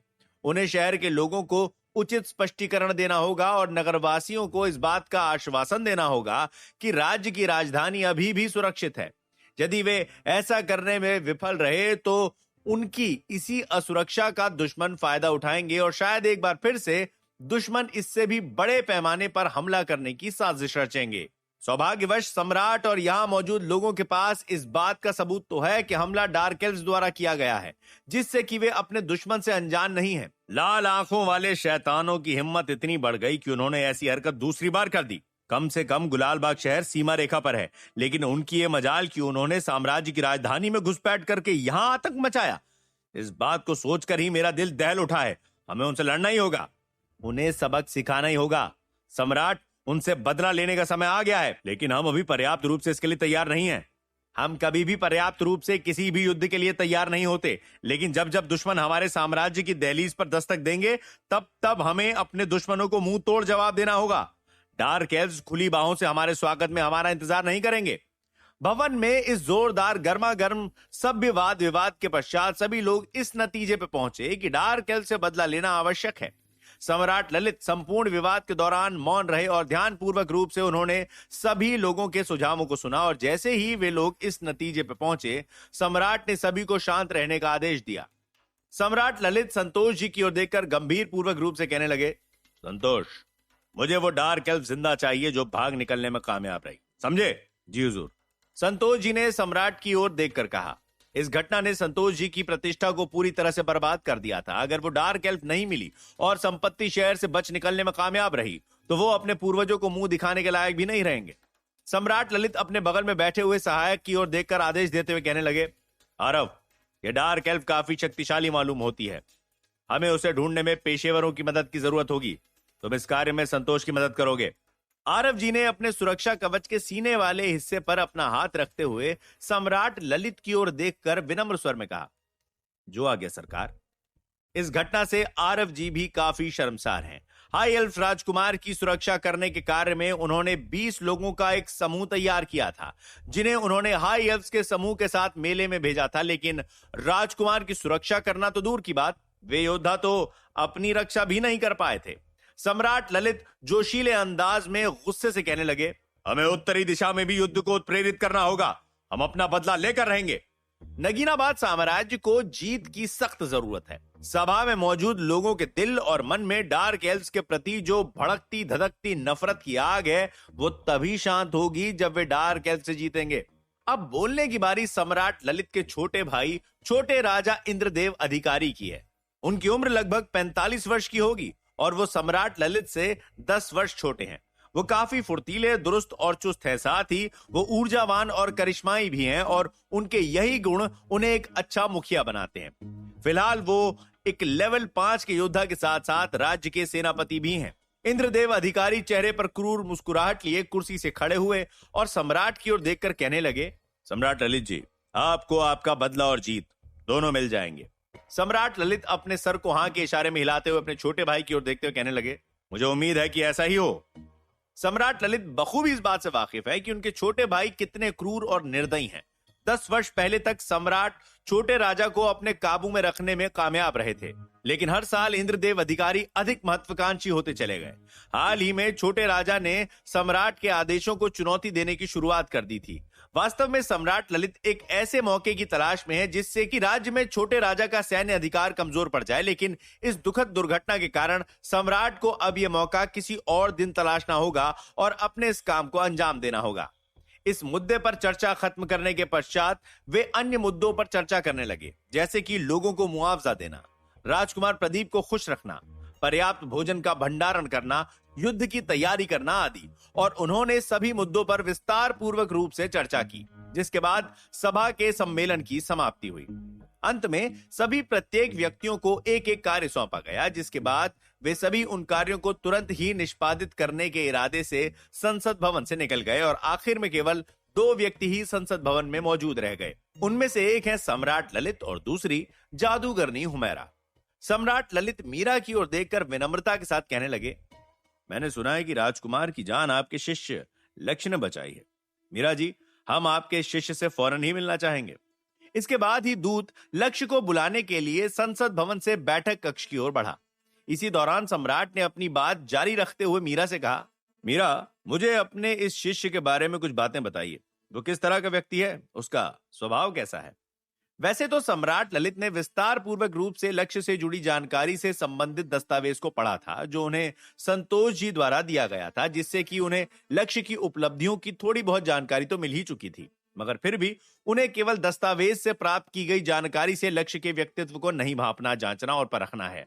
फिर चाहे भले ही उस दस्तावेज में मौजूद जानकारियों को राज्य की खुफिया एजेंसी GMEF 3 के प्रमुख द्वारा एकत्रित कर क्यों न बनाया गया था। सम्राट की नजरों में किसी दूसरे व्यक्ति की राय लेने का विकल्प सही है और लक्ष्य के बारे में हुमैरा से बेहतर राय उन्हें किसी और से नहीं मिलेगी। सम्राट के सवाल पर हुमैरा अपनी कुर्सी से उनके आदर में खड़ी हुई और विनम्र स्वर में कहने लगी, महाराज, मेरी नजरों में मेरा शिष्य एक बेहद ही सिद्ध जादूगर है। हुमैरा के जवाब से सम्राट ललित जरा आश्चर्यचकित रह गए। सम्राट ललित हुमैरा की ओर मुस्कुराकर देखते हुए कहने लगे, एक सिद्ध जादूगर? आपको नहीं लगता कि आप अपने शिष्य की कुछ अधिक ही तारीफ कर रही हैं? अपनी बात कहते ही वो किसी गंभीर सोच में पड़ गए और फिर कुछ समय तक खामोश रहने के बाद सम्राट ने अपनी चुप्पी तोड़ी। सम्राट ललित हुमैरा की ओर देखते हुए कहने लगे, मैं हमेशा से ही जानता था कि उस लड़के में योद्धा जादूगर बनने की प्रतिभा है, लेकिन मैंने कभी ये नहीं सोचा था कि वो इतना शक्तिशाली भी हो सकता है। मैं उसे उत्तरी भाग में मौजूद जादूगरों की टुकड़ी का सेनापति बनाना चाहता हूं मीरा जी। तो अब आप इस विषय में अपनी राय दीजिए।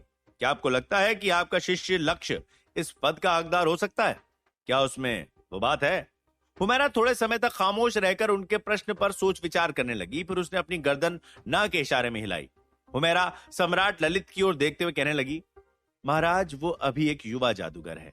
उसकी शक्ति को परिपक्व होने में अभी कुछ समय लगेगा। इसके अलावा उसकी उम्र के जादूगर अक्सर अधिकारों का विद्रोह करते हैं। मुझे लगता है कि वो अभी इस पद के काबिल नहीं है। हुमैरा की बात सुनकर सम्राट ललित ने मन ही मन कहा, इसका मतलब है कि मैं जरा उतावला हो गया था। सम्राट ललित किसी भी तरह के खोखले वादे करने वाले व्यक्ति नहीं है, कारणवश उन्होंने इस विषय को आगे न बढ़ाने के विकल्प को चुना। दरअसल कुछ दिन पहले उत्तरी भाग में एक घटना घटी थी। राज्य के जादूगरों की टुकड़ी ने एक छोटे से संघर्ष में डार्क एल्फ जादूगरों के खिलाफ लड़ाई लड़ी थी और राज्य के जादूगरों को हार का सामना करना पड़ा था, जिसके बाद उनकी भतीजी अंतरा अधिकारी ने उन्हें दोनों पक्षों की शक्ति के मूल्यांकन पर एक दस्तावेज के जरिए से घटना की जानकारी दी थी। कुल 10 अंकों में नगीनाबाद साम्राज्य के जादूगरों की टुकड़ी ने 6 अंक हासिल किए थे, जबकि डार्क एल्फ जादूगरों ने 8 अंक पाकर जीत हासिल की थी। अक्सर राष्ट्रों के बीच होने वाले युद्ध में जादूगरों की टुकड़ी की ताकत युद्ध का निर्णायक कारक बनती है। यदि वास्तव में नगीनाबाद साम्राज्य के जादूगरों की टुकड़ी में ताकत की कमी है, तो फिर इस बात की संभावना अधिक है कि वे आधिकारिक लड़ाई में भी डार्क एल्फ से हार जाएंगे। अभी भी प्रलयगंज और नगीनाबाद राज्य में आधिकारिक रूप से जंग नहीं छिड़ी है, तो अभी भी दोनों पक्षों के पास संशोधन करने का समय है। सम्राट ललित युद्ध लड़ने वाले अनुभवी जादूगरों को राज्य के जादूगरों की सेना में शामिल करने हेतु सख्त कोशिश कर रहे थे, इतनी कि उन्होंने नगीनाबाद साम्राज्य में संविधान में मौजूद प्रतिबंधों को भी कम कर दिया। यहां तक कि ऐसे आवारा जादूगर जिन्हें केवल कुछ ही जादुई तंत्रों मंत्रों और श्रापों में महारत हासिल है, अगर वे भी सेना में शामिल होने की इच्छा रखते हैं तो उन्हें भी राज्य की तरफ से इनाम दिया जाएगा।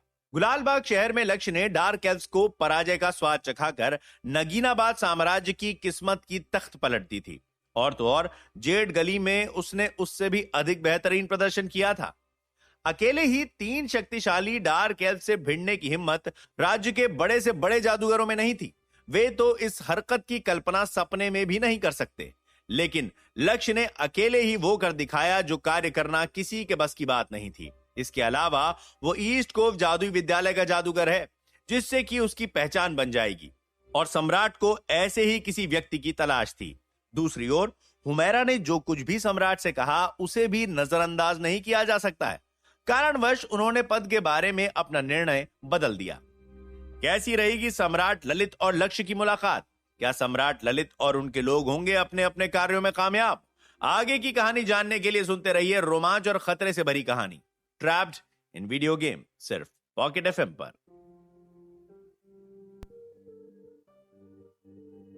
सम्राट ललित इसी सोच में डूब गए कि लक्ष्य की नियति मानव जाति का समर्थन करने हेतु एक शक्तिशाली स्तंभ बनने की है।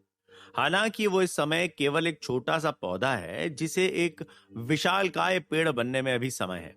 हालांकि वो अब तक पहले से ही मनुष्य जाति का मजबूत समर्थक बना रहा है, लेकिन निश्चित रूप से वो अनुभवी नहीं है। उसे परिपक्व होने में अधिक समय लगेगा और उसे वो समय मिलना चाहिए जो उसे दिया भी जाएगा। सम्राट ललित ने पहले से ही इस बात पर सोच विचार किया है कि उन्हें लक्ष्य के साथ किस तरह से पेश आना चाहिए ताकि वो लक्ष्य की नजरों में ऊंचे बने रहें। और उसी पल लक्ष्य को दूत द्वारा संसद भवन में लाया गया। देवता गेम में सम्राट ललित केवल 40 वर्ष के ही थे। उनके पतले से चेहरे पर सफेद दाढ़ी उग चुकी थी और उनके सिर पर सफेद बाल। वो काफी कोमल स्वभाव के व्यक्ति थे। अपने शाही शानदार पोशाक में वो बिल्कुल ही एक सज्जन व्यक्ति की तरह दिखते थे। सम्राट ललित एक बुद्धिमान सम्राट भी थे, तो इससे कोई फर्क नहीं पड़ता कि कोई उन्हें किस दृष्टिकोण से देखता है। वो तो उनकी बदकिस्मती थी कि उनके राज के दौरान ही नगीनाबाद साम्राज्य अंधेरी की दुनिया का हिस्सा बन गया था। मैंने तो कोई पाप नहीं किया रोशनी देव। मैंने किसी का भी दिल नहीं दुखाया। मैंने सदैव ही आपको पूजा है। तो फिर आप मेरी अच्छाइयों का, मेरी भक्ति का ये सिला कैसे दे सकते हैं? मेरे साम्राज्य को मेरे हाथों से छीनकर आप अंधेरी की दुनिया का हिस्सा कैसे बना सकते हैं? ये शब्द देवता गेम में सम्राट ललित के आखिरी शब्द थे। वो उस दिन को देखने के लिए जीवित नहीं रहे थे जब नगीनाबाद साम्राज्य संपूर्ण तरह से तबाह हो गया था। पतन की पूर्व संध्या पर सम्राट ललित की सबसे चहेती व्यक्ति, उनकी अपनी भतीजी, तो तब तक पूरी तरह से दिमागी रोगी हो चुकी थी। राजकुमारी अंतरा अधिकारी ने उन्हें मौत के घाट उतार दिया था। न केवल उनका सर उनके धड़ से अलग कर दिया गया था, बल्कि उनकी आत्मा को भी एक शैतानी यंत्र में कैद कर लिया गया था, ताकि मृत्यु के बाद भी सम्राट ललित तड़पते रहें। इस वजह से देवता गेम में उन्होंने फौलाद के शीर्ष 3 सबसे दुखद व्यक्तियों में पहला स्थान ग्रहण किया था। फिलहाल इनमें से कोई भी घटना यहां इस दुनिया में सौभाग्यवश घटी नहीं है। जब लक्ष्य की नजर सम्राट पर पड़ी तो वो हूबहू वैसे ही लग रहे हैं जैसे वे गेम में लगते हैं, लेकिन उनकी उम्र तो 40 के आसपास की भी नहीं है। लक्ष्य की नजरों में वो 50-55 के लग रहे हैं, मगर उनकी डाई की हुई दाढ़ी और बाल से उनकी उम्र का पता नहीं चलता। लक्ष्य गेम के मेन टाइमलाइन से 1 वर्ष पहले सम्राट ललित से मिला है। लक्ष्य सम्राट ललित को देख उनके आदर में उनके आगे झुका, ठीक उसी तरह जैसे वो अपने से ऊंचे ओहदे के जादूगरों, जादूगरनियों और अपने से बड़े उम्र के लोगों के आगे उनके आदर में झुकता है। और फिर वो सीधा खड़ा हो गया। लक्ष्य ने विनम्र स्वर में कहा, महाराज। सम्राट ने लक्ष्य की ओर देखकर हाथ हिलाकर बैठने का इशारा करते हुए कहा, आसन ग्रहण कीजिए। इतना कहते ही संसद भवन में मौजूद दूत लक्ष्य को उसकी निर्धारित कुर्सी पर बैठने हेतु ले आया। सम्राट ललित सब्र के साथ लक्ष्य के बैठने का इंतजार करते हुए उसे मासूम मुस्कान के साथ देख रहे हैं। जैसे ही लक्ष्य आराम से कुर्सी पर बैठ गया, सम्राट ललित ने अपनी बात जारी रखी। सम्राट ललित लबों पर एक मंद मुस्कुराहट के साथ लक्ष्य की ओर देखते हुए कहने लगे, अंतरा आपकी बहुत तारीफ करती है। सच कहूं तो मुझे थोड़ा बहुत संदेह तो हुआ था जब उसने मुझे बताया कि कैसे आपने गुलाल बाग शहर में जंग के दौरान उसकी जान बचाई और कैसे आपने पूरे शहर को बचाया। लेकिन अब जब मैंने सुना कि आज जेड गली में क्या हुआ और आपने क्या क्या किया, तब मुझे उसकी उन सारी बातों पर विश्वास हो गया जो उसने आपके बारे में कही हैं। घटनास्थल पर पहुंचने के पश्चात दरबारी जादूगरों ने घटनास्थल को अच्छे से जांचा परखा था और उन्होंने सम्राट को घटित घटना की सभी जानकारियां दी, जैसे कि जंग के दौरान क्या क्या हुआ और किन जादुई तंत्रों मंत्रों और श्रापों का इस्तेमाल किया गया था। उन्हें हर छोटी से बड़ी जानकारी मिल चुकी थी। सम्राट ललित इन जानकारियों से इसका पता लगा चुके हैं कि लक्ष्य वास्तव में एक बहुत शक्तिशाली जादूगर है, इतना शक्तिशाली कि इस राज्य में केवल कुछ ही जादूगर उसकी ताकत का मुकाबला कर सकते हैं। वास्तव में वो इस समय इस प्रकार की क्षमताओं वाला एकमात्र व्यक्ति हो सकता है, क्योंकि अन्य जादूगर स्कॉलर जादूगर हैं। वे वास्तविकता और दुनिया की वास्तविक प्रकृति की खोज जैसे अमूर्त कार्यों से ग्रस्त हैं और उनकी नजरों में जंग लड़ने जैसा कार्य केवल योद्धाओं का कार्य होना चाहिए। यही कारण है कि सेना में शामिल ज्यादातर योद्धा जादूगर या लगभग सभी जादूगर आमतौर पर औसत कौशल और सीमित ज्ञान वाले होते हैं, क्योंकि वो इस बात से वाकिफ हैं कि जादुई शिक्षा के क्षेत्र में उनका कोई भविष्य नहीं है। इसके अलावा वे निम्न वर्ग के परिवारों से ताल्लुक रखते हैं।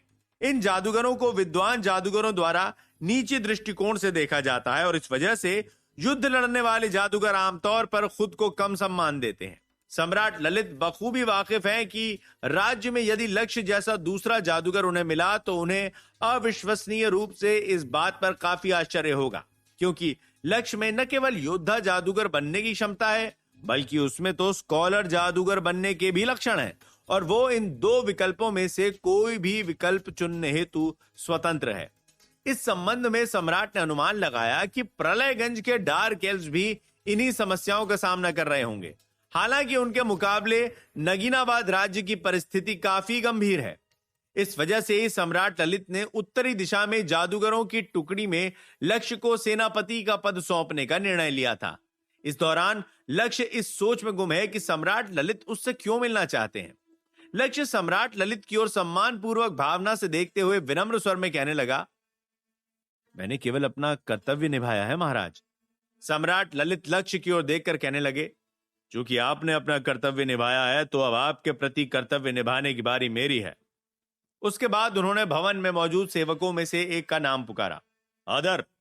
तुरंत ही एक सफेद बालों और दाढ़ी वाला व्यक्ति हाथों में एक मोटी सी किताब लिए सम्राट ललित के पास पहुंचा। उसने वो किताब खोलकर सम्राट के सिंहासन के सामने रखे हुए मेज पर रख दी। लक्ष्य की बाज की नजरों के कारण लक्ष्य को किताब के शीर्षक का पता चल चुका था और उसका दिल जोरों से धड़कने लगा, क्योंकि उसे एहसास हो गया कि किताब में क्या है। किताब का शीर्षक है नगीनाबाद साम्राज्य की जमीनों की जानकारी। हालांकि लक्ष्य की नजरें चौंधिया गई थी, लेकिन फिर भी उसने शांत मुखौटा बनाए रखने का निर्णय लिया। लक्ष्य के ऐसा करने के पीछे का कारण बेहद ही सरल है। जब भी इस किताब को सम्राट के पास लाया जाता है तो इसका मतलब यही होता है कि सम्राट ललित किसी को उपहार के रूप में नगीनाबाद साम्राज्य में मौजूद जमीन का टुकड़ा देने वाले हैं। लक्ष्य को सम्राट के उपहार के रूप में जमीन का टुकड़ा मिलने वाला है। देवता गेम में जमीन से पुरस्कृत होने से पहले लक्ष्य एक लेवल 7 का जादूगर बन चुका था और वो जादूगरों की सेना की एक टुकड़ी का सेनापति भी था। हालांकि जो जमीन का टुकड़ा उसे दिया गया था वो एक बड़ी सी जमीन का एक छोटा सा हिस्सा था, जिसका क्षेत्र लगभग 10 मील तक फैला हुआ था। उस जमीन से लक्ष्य को काफी फायदा भी पहुंचा था। साथ ही भूमि पर रहने वाले सभी लोग उसे सेनापति जमींदार जादूगर लक्ष्य के नाम से संबोधित करते थे और जब भी वे उससे मिलते उसके आदर सम्मान में उसके आगे झुककर उसे प्रणाम सलाम करते थे। यहां तक कि लक्ष्य के बंगले में कई सारी सुंदर युवती नौकरानियां कामकाज किया करती थी। कुल मिलाकर जमींदार बनने के बाद से उसका जीवन धन्य हो गया था। सम्राट ललित सिंहासन पर खामोश बैठे एक पुस्तक के पन्ने पलट रहे हैं। किताब के कुछ पन्नों को पलटने के बाद सम्राट रुक गए और किताब से अपनी नजरें हटाकर लक्ष्य को देखने लगे। सम्राट ललित लक्ष्य की ओर मुस्कुराते हुए देखते हुए विनम्र स्वर में कहने लगे, गुलमोहर जंगल के दक्षिण पूर्वी इलाके में फरीदी जंगल नाम की एक जगह है, जहां की जमीन अनुपजाऊ और बंजर है, जिसका कारण वहां के निरंतर कठोर हवाएं और जलवायु है, जिससे कि वहां का वातावरण असहनीय बन गया है। कोई भी इस भूमि के टुकड़े से किसी भी तरह का वास्ता नहीं रखना चाहता, लेकिन यदि आप चाहें तो 100 मील से भी अधिक बड़ी यह जमीन मैं आपके नाम कर सकता हूं।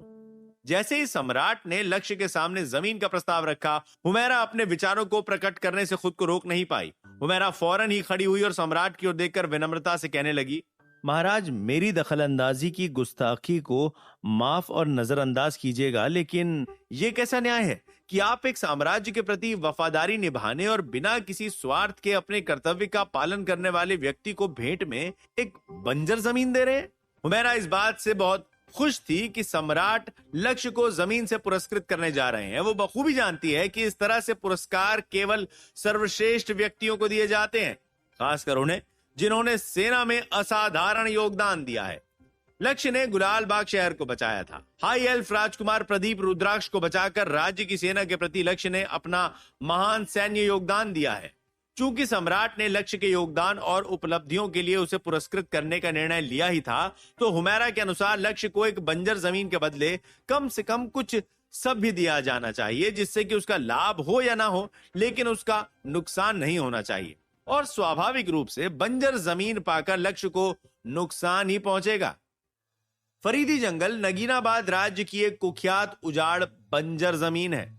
हालांकि वो जमीन पूर्वी भाग के समुद्र से जुड़ी है, लेकिन समुद्र दांतेदार चट्टानों से भरा हुआ है, जिस वजह से वो जगह व्यापारिक बंदरगाहों या यहां तक कि छोटे से साधारण घाटों या डॉक के लिए भी अनुपयुक्त स्थल है। प्रतिवर्ष समुद्र में कम से कम बड़े पैमाने पर 3 तूफान आते और लहरें अपने साथ कुछ जाने लेकर चली जाती। वहां की मिट्टी इतनी बंजर है कि उस पर जंगली घास तक नहीं उगती, तो फसलें उगना तो दूर की बात है। हालांकि जमीन का क्षेत्रफल बहुत बड़ा है, वहां की आबादी 5000 लोगों से अधिक नहीं होगी और वे सभी लोग बड़ी कठिनाई के साथ अपना गुजर बसर करते हैं।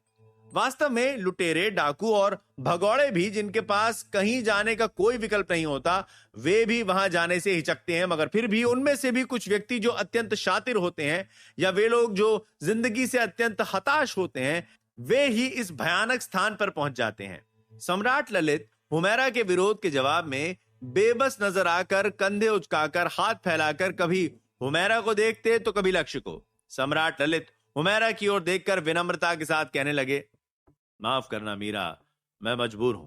मुझे भी लक्ष्य को अच्छा उपहार देने में कोई आपत्ति नहीं है, लेकिन साम्राज्य की ज्यादातर जमीनों पर किसी ना किसी का हक है और जो बाकी की खाली जमीनें हैं वे या तो बेहद ही छोटी हैं या वे वाद विवाद के चर्चे का कारण है। हुमैरा से अपनी बात कहते ही सम्राट ललित ने एक बार फिर से अपना सारा ध्यान लक्ष्य की ओर केंद्रित कर दिया।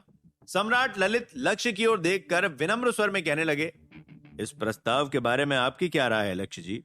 अगर आप इस उपहार को स्वीकार नहीं करना चाहते तो कोई बात नहीं, मैं आपको इसके बदले में सोने के सिक्के दे सकता हूं। सम्राट ललित चंद सेकंड के लिए खामोश रहे और फिर अपनी बात जारी रखते हुए लक्ष्य से कहने लगे, 10,000 सोने के सिक्कों और अधिपति के पद के बारे में आपका क्या ख्याल है लक्ष्य जी? लक्ष्य सोने के सिक्कों और अधिपति बनने के विकल्प को चुनेगा या लक्ष्य चुनेगा जमीन?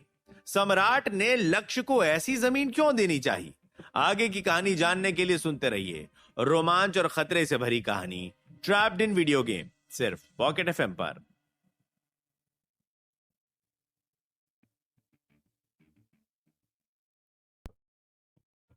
सम्राट ललित का मूल इरादा निश्चित रूप से यही था, लेकिन उन्होंने सोचा कि लक्ष्य अभी बहुत छोटा है और समाज में उसका ओहदा अभी भी स्थापित नहीं हुआ है। हालांकि भले ही राज्य के लिए उसने कुछ महान योगदान किए हैं, लेकिन यदि उसे जमीन से पुरस्कृत किया गया तो उनके दरबार के प्रतिष्ठित व्यक्तियों में लक्ष्य के प्रति घृणा और ईर्ष्या की भावना पैदा हो जाएगी, जिसके साथ साथ लक्ष्य को बेवजह अनावश्यक परेशानियों का सामना भी करना पड़ सकता है। लक्ष्य को जमीन का प्रस्ताव देने के पीछे भी सम्राट के पास कुछ कारण है। वो ऐसा करके केवल लक्ष्य को यह संदेश देना चाहते थे कि यदि वो नगीनाबाद राज्य की इसी तरह से मदद करता रहेगा तो उसे भारी भरकम उपहार मिलते रहेंगे। वास्तव में उनका विचार लक्ष्य को एक बंजर जमीन देने का इसलिए भी था कि लक्ष्य ऐसी जमीन स्वीकार नहीं करेगा और बदले में वो उसे सोने के सिक्के दे देंगे। ये योजना सम्राट के मन में पहले से ही थी और ये एक ऐसी योजना है जिसे उन्होंने पहले भी कई बार अन्य लोगों पर नियोजित किया है। लक्ष्य इस बात से आश्चर्यचकित रह गया कि सम्राट का बड़ा इनाम एक झटके में घाटे के सौदे में कैसे बदल गया। लक्ष्य मनी मन उनके इस प्रस्ताव पर हंसने लगा। रही बात उनके फरीदी जंगल के जमीन के प्रस्ताव की, तो देवता गेम में भी वास्तव में फरीदी जंगल एक बंजर और बेजान इलाका था। जिसे फौलाद के महाद्वीप की 3 सबसे खराब जगहों में से एक माना गया था। जिन खिलाड़ियों को भी सेना में अपनी सेवा को पूरा करने के बाद फरीदी जंगल के भूमि के टुकड़े से पुरस्कृत किया गया था, उन सभी ने निराश और गुस्सा होकर अपने अकाउंट डिलीट कर दिए थे। लेकिन ये सब कुछ बदल गया जब अचानक ही गलती से एक खिलाड़ी को शोध के दौरान पता चला कि इस बंजर जमीन की काली मिट्टी से यदि ईंटें बनाई जाएं, तब वे ईंटें जादुई ईंटों में विकसित हो जाएंगी। जिसके बाद उस खिलाड़ी ने जादुई ईंटों का व्यापार करने की शुरुआत की और उस धंधे में उसने खूब पैसे कमाए। उसका नाम देवता गेम के सर्वर सिस्टम में 30 सबसे शीर्ष अमीर खिलाड़ियों की सूची में दर्ज हो गया और उस खिलाड़ी को अन्य खिलाड़ी ईंटों का राजा के उपनाम से जानने लगे। इसके अलावा उस खिलाड़ी को दी गई भूमि का क्षेत्रफल केवल 10 मील तक का ही था। उसका क्षेत्रफल सैकड़ों मीलों तक फैला हुआ था और लक्ष्य ऐसे प्रस्ताव को ठुकराने के बारे में सोच भी नहीं सकता। लक्ष्य के अनुसार जब वो ईंटों का व्यापार करने की शुरुआत करेगा और उसके पास अच्छे खासे सोने के सिक्के हो जाएंगे, तब वो अपनी जादुई शक्ति और तंत्रों मंत्रों के सहारे से फरीदी जंगल के वातावरण को बदलकर वहां की बंजर जमीन को उपजाऊ बनाएगा और शायद अगले 10 वर्षों में वो फरीदी जंगल को फरीदी फार्म में बदल देगा।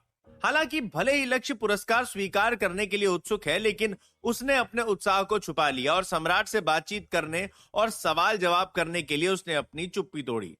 लक्ष्य ने सम्राट की ओर देखते हुए विनम्रता के साथ प्रश्न किया, महाराज, क्या मैं जान सकता हूं कि इस भूमि का हकदार होने के रूप में मेरी हैसियत क्या होगी?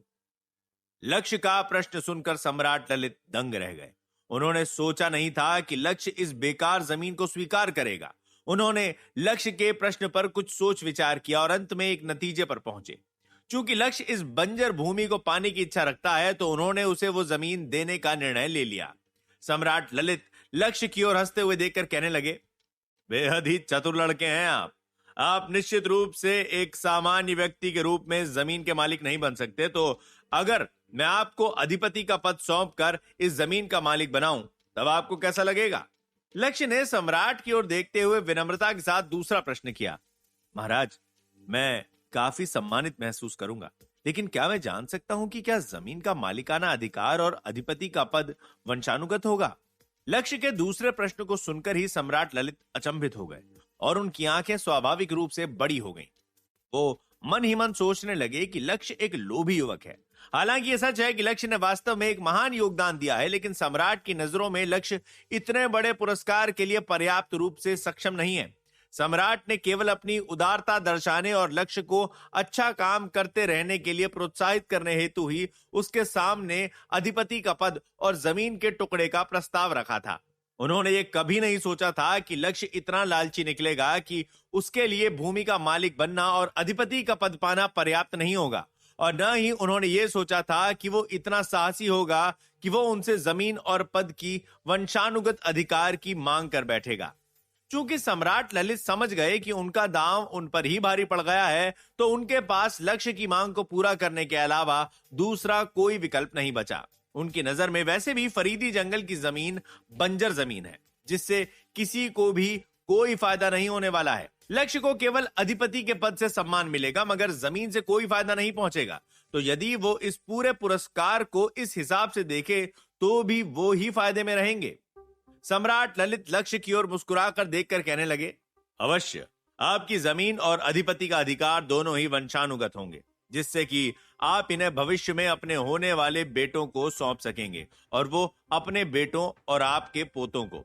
इस तरह आपके वंश में ऐसा सदैव चलता रहेगा। अब तो आप खुश और संतुष्ट है ना?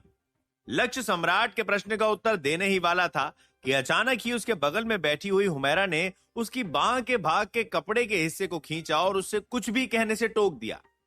हुमैरा लक्ष्य की ओर बिना देखे मध्यम आवाज में फुसफुसा कर कहने लगी, लक्ष्य, क्या कर रहे हो? क्या तुम्हें नहीं लगता कि पद और जमीन के बदले सोने के सिक्के लेना बेहतर होगा?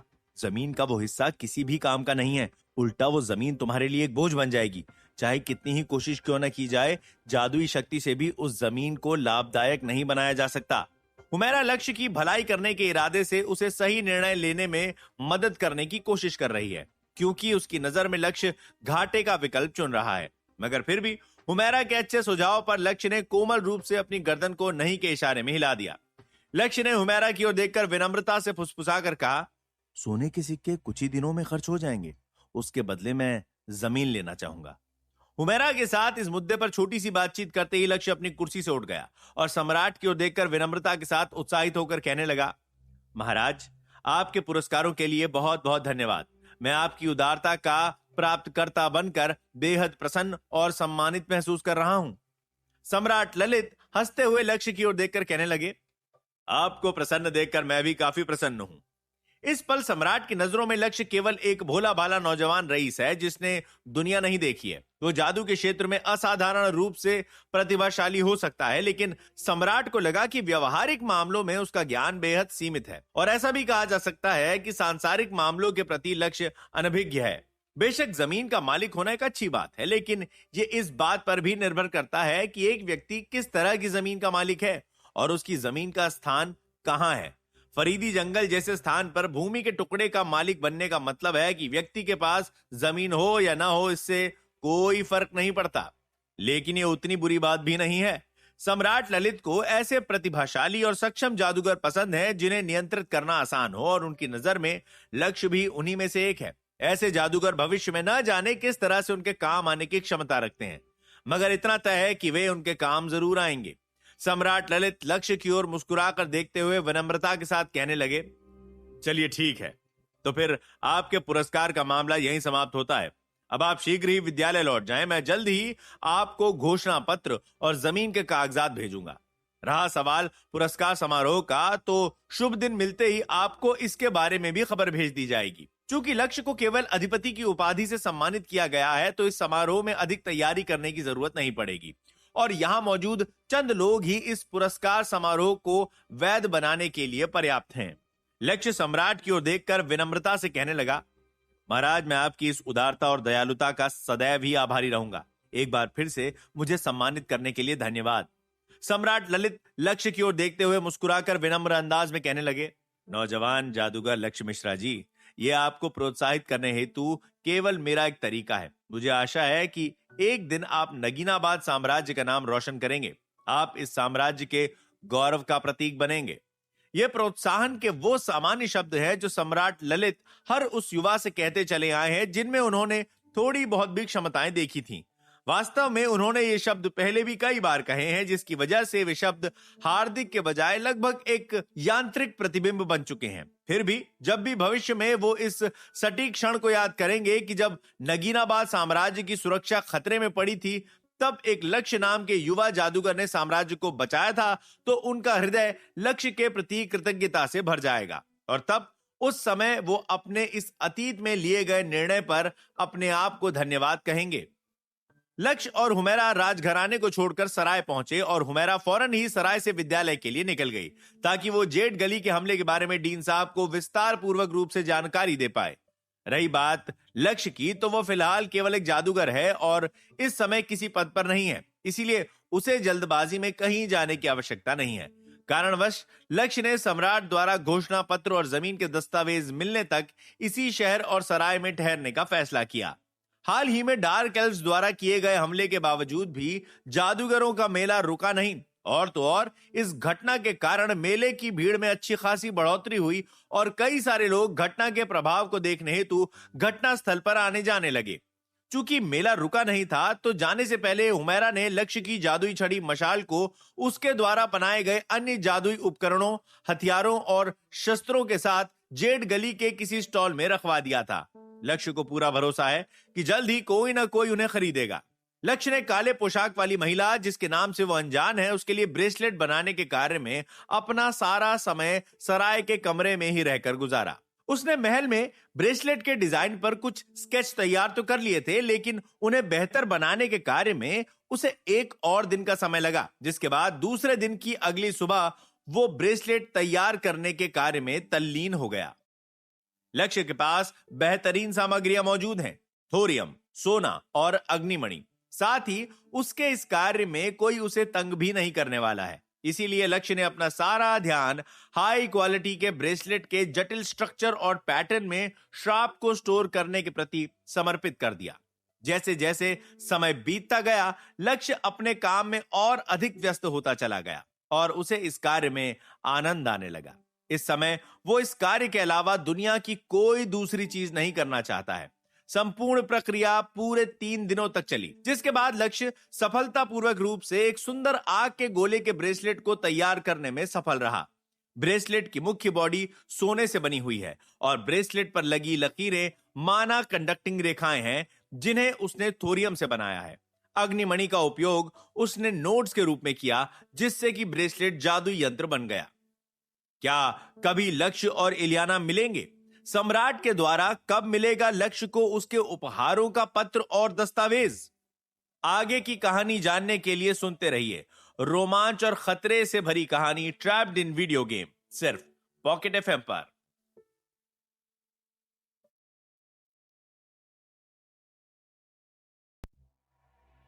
लक्ष्य ने ब्रेसलेट के रूप को फीनिक्स का आकार दिया है। इसे पहनने वाले व्यक्ति की कलाई के चारों ओर फीनिक्स का शरीर लिपटा हुआ होगा, जिस वजह से फीनिक्स के सिर और पूंछ एक दूसरे से मिलते हुए नजर आएंगे।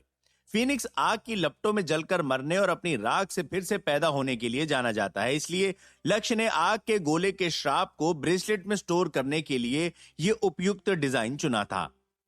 फीनिक्स के प्रत्येक पंख को लक्ष्य के निपुण कौशल द्वारा नाजुक रूप से प्रस्तुत किया गया और प्रत्येक पंख के चारों ओर थोरियम की रेखाएं बनी हुई हैं, जबकि अग्निमणि की छोटी छोटी मोतियां पंखों के ठीक बीचों बीच लगाई गई हैं। ये वही नोड्स हैं जो कि जादुई यंत्र के रूप में काम करेंगी और अग्निमणि के सहारे से बनी सबसे बड़ी मोती को फीनिक्स की आंख के स्वरूप लगाया गया है। ये ब्रेसलेट वास्तव में अपने डिजाइन और कार्य के हेतु दोनों ही रूपों में एक बेदाग जादुई शस्त्र बनाया गया है।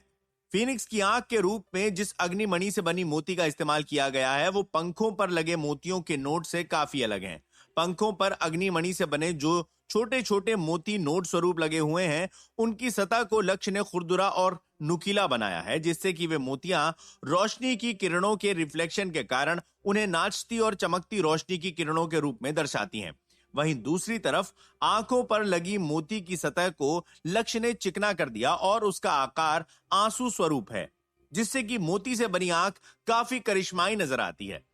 वास्तव में आंख के कारण ही ब्रेसलेट अलौकिक रूप से जीवित नजर आ रही है। केवल रूप के ही पहलू से यदि इस ब्रेसलेट को देखा जाए तो यह ब्रेसलेट बेदाग है।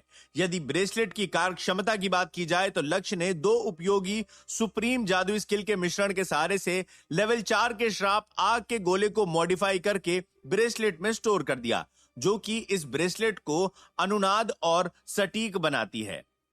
लक्ष्य ने नोड्स की रेखाओं को भी मजबूत पैटर्न से तैयार किया है ताकि पहनने वाले व्यक्ति को नुकसान न पहुंचे। श्राप का इस्तेमाल अचानक या गलती से ना हो और ब्रेसलेट में समाया हुआ श्राप तब तक नष्ट ना हो जब तक कि इस पर बाहरी बल और दबाव का प्रभाव नहीं पड़ता। और अंत में लक्ष्य ने ब्रेसलेट पर अपनी छाप छोड़ने के लिए उस पर एक किस्म का हस्ताक्षर भी किया।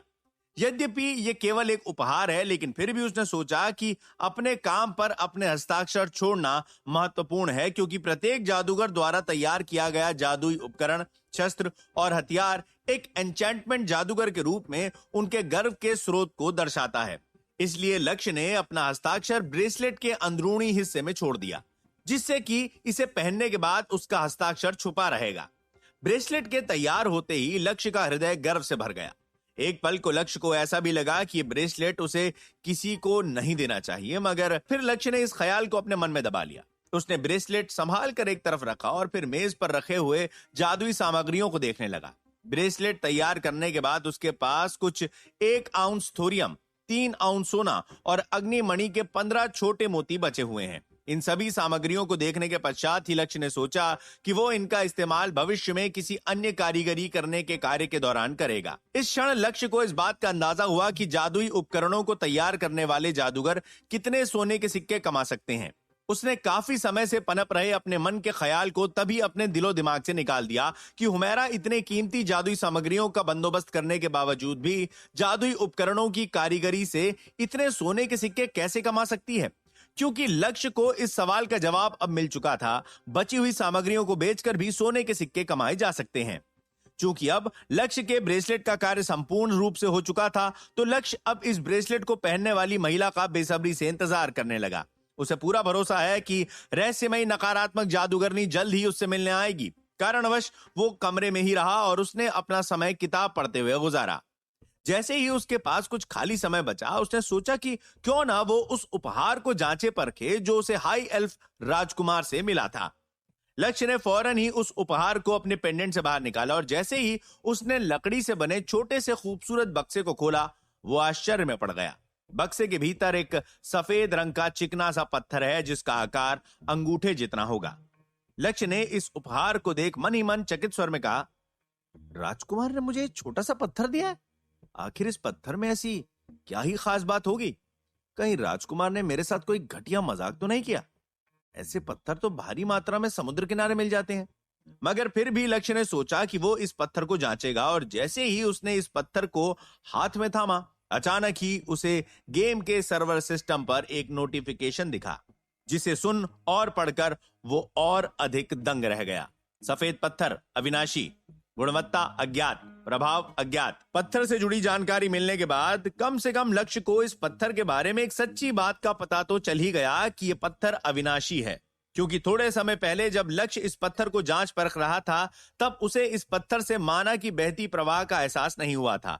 कारणवश उसे लगा कि यह पत्थर कोई जादुई उपकरण या सामग्री नहीं है, लेकिन फिर भी उसने हार नहीं मानी और उसने इस पत्थर को जांचने परखने की प्रक्रिया को जारी रखा। और तो और उसने कुछ जादुई तंत्रों मंत्रों और जादुई तकनीकों से इस पत्थर के गुणों और रूप को बदलने की भी कोशिश की, मगर उसका कोई फायदा नहीं हुआ, क्योंकि पत्थर पर उसके किसी भी तरह के हथकंडों का प्रभाव नहीं पड़ा। जिसके बाद इस पत्थर के इसी खास गुण के कारण ही लक्ष्य ने इस पत्थर को अपने पास वापस रखने का निर्णय लिया, वरना अब तक वो इस पत्थर को कहीं फेंक देता। लक्ष्य के मन में इस पत्थर के प्रति कई सवाल पैदा होने लगे, जैसे कि क्या यह पत्थर एक हाई क्वालिटी की जादुई वस्तु है जिसकी शक्ति को समझना फिलहाल उसकी क्षमता से परे है? क्या कोई ऐसी जादुई वस्तु होती भी है या नहीं? थोड़े समय तक पत्थर से जुड़े बातों, ख्यालों और सवालों पर सोच विचार करने के बाद जब लक्ष्य किसी भी रूप से इस पत्थर को समझने में असमर्थ रहा, तब उसने हताश और परेशान होकर इस पत्थर को उसी बक्से में वापस रखकर अपने स्टोरेज पेंडेंट में भर दिया। फौलाद की महाद्वीप में कदम रखने के बाद से लक्ष्य का सामना पहली बार इस तरह की किसी रहस्यमयी जादुई वस्तु से हुआ है। एक दिन पश्चात राजमहल से एक दूत सराय में पहुंचा और लक्ष्य को वो खुशखबरी मिली जिसका उसे बेसब्री से इंतजार था। भले ही ये घोषणा पत्र और जमीन के दस्तावेज आधिकारिक संबंधित हैं, लेकिन फिर भी उनकी सजावट किसी शानदार से चित्रों से कम नहीं है। इन दोनों ही कागजात पर शाही मुहर लगी हुई है, जिसमें जादुई गुण मौजूद हैं, जिससे कि इस बात का पता चलता है कि ये दस्तावेज जाली नहीं है। साथ ही मुहर में इतनी जटिल जादुई संरचना मौजूद है कि दूसरा कोई भी इस मुहर की या इन कागजातों की असलियत के साथ छेड़खानी करने में असमर्थ रहेगा। घोषणा पत्र और जमीन के कागजात के अनुसार सम्राट ने यह बात स्पष्ट रूप से जाहिर कर दी है कि लक्ष्य नगीनाबाद साम्राज्य का एक नया अधिपति है, जिसकी सत्ता और राजपाट के हिस्से में फरीदी जंगल का इलाका है। साथ ही साथ उसकी ये जमीन और उसका यह ओहदा दोनों सदैव ही वंशानुगत रहेंगे।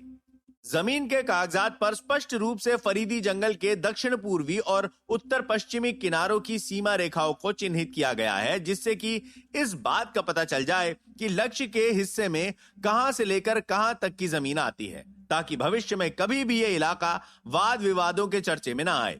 जमीन के कागजात पर जिस हिसाब से काम किया गया है, उसमें एक बात गौर करने वाली है। सम्राट ललित को इस बात की चिंता थी कि जमीन पाने के बावजूद भी जमीन से उनके नए अधिपति लक्ष्य को किसी तरह का आर्थिक लाभ नहीं होने वाला है। कारणवश उन्होंने इस मामले में अपनी दयालुता दिखाई और फरीदी जंगल के समुद्र के पूर्वी भाग के तट को भी लक्ष्य के हवाले सौंप दिया। हालांकि समुद्र दांतेदार चट्टानों से भरा हुआ है, लेकिन मछलियां और अन्य समुद्री जीवों से भरा हुआ है, जिससे कि लक्ष्य अपना गुजारा करने में सक्षम रहेगा। फिर चाहे भले ही उसे इससे भी उतना आर्थिक लाभ न पहुंचे, मगर कम से कम वो भूखा तो नहीं मरेगा। लक्ष्य ने संतुष्ट हृदय के साथ दस्तावेजों की जांच जारी रखी और अंत में यही सोचने लगा कि सम्राट ललित वास्तव में एक विचारशील और उदार व्यक्ति हैं। लक्ष्य दस्तावेजों को ध्यानपूर्वक रूप से परख ही रहा था कि अचानक ही उसके मन में घर लौट जाने का ख्याल पनपा और उसने दस्तावेजों की जांच रोक दी। ये शरीर जिसमें उसकी आत्मा निवास करती है, वो उद्योगपति हरीश मिश्रा जी के सबसे छोटे बेटे का है, जिसे घर छोड़े हुए अब 1 वर्ष से भी अधिक समय बीत गया था। इन बीते दिनों में उसने सफलतापूर्वक रूप से एक प्रतिष्ठित जादुई विद्यालय में दाखिला लिया था, और तो और उसे वंशानुगत अधिपति की उपाधि से भी सम्मानित और जमीन से भी पुरस्कृत किया गया था। इन प्रगतियों और उपलब्धियों के साथ साथ उसके घर लौट जाने का समय आ चुका है। हालांकि वो अपनी शानदार उपलब्धियों को दिखाने हेतु अपने घर वापस नहीं लौटना चाहता, बल्कि उसे अचानक ही इस बात का एहसास हुआ कि उसके कंधे पर एक जिम्मेदारी है जिसे वो घर लौटकर ही पूरा कर सकता है।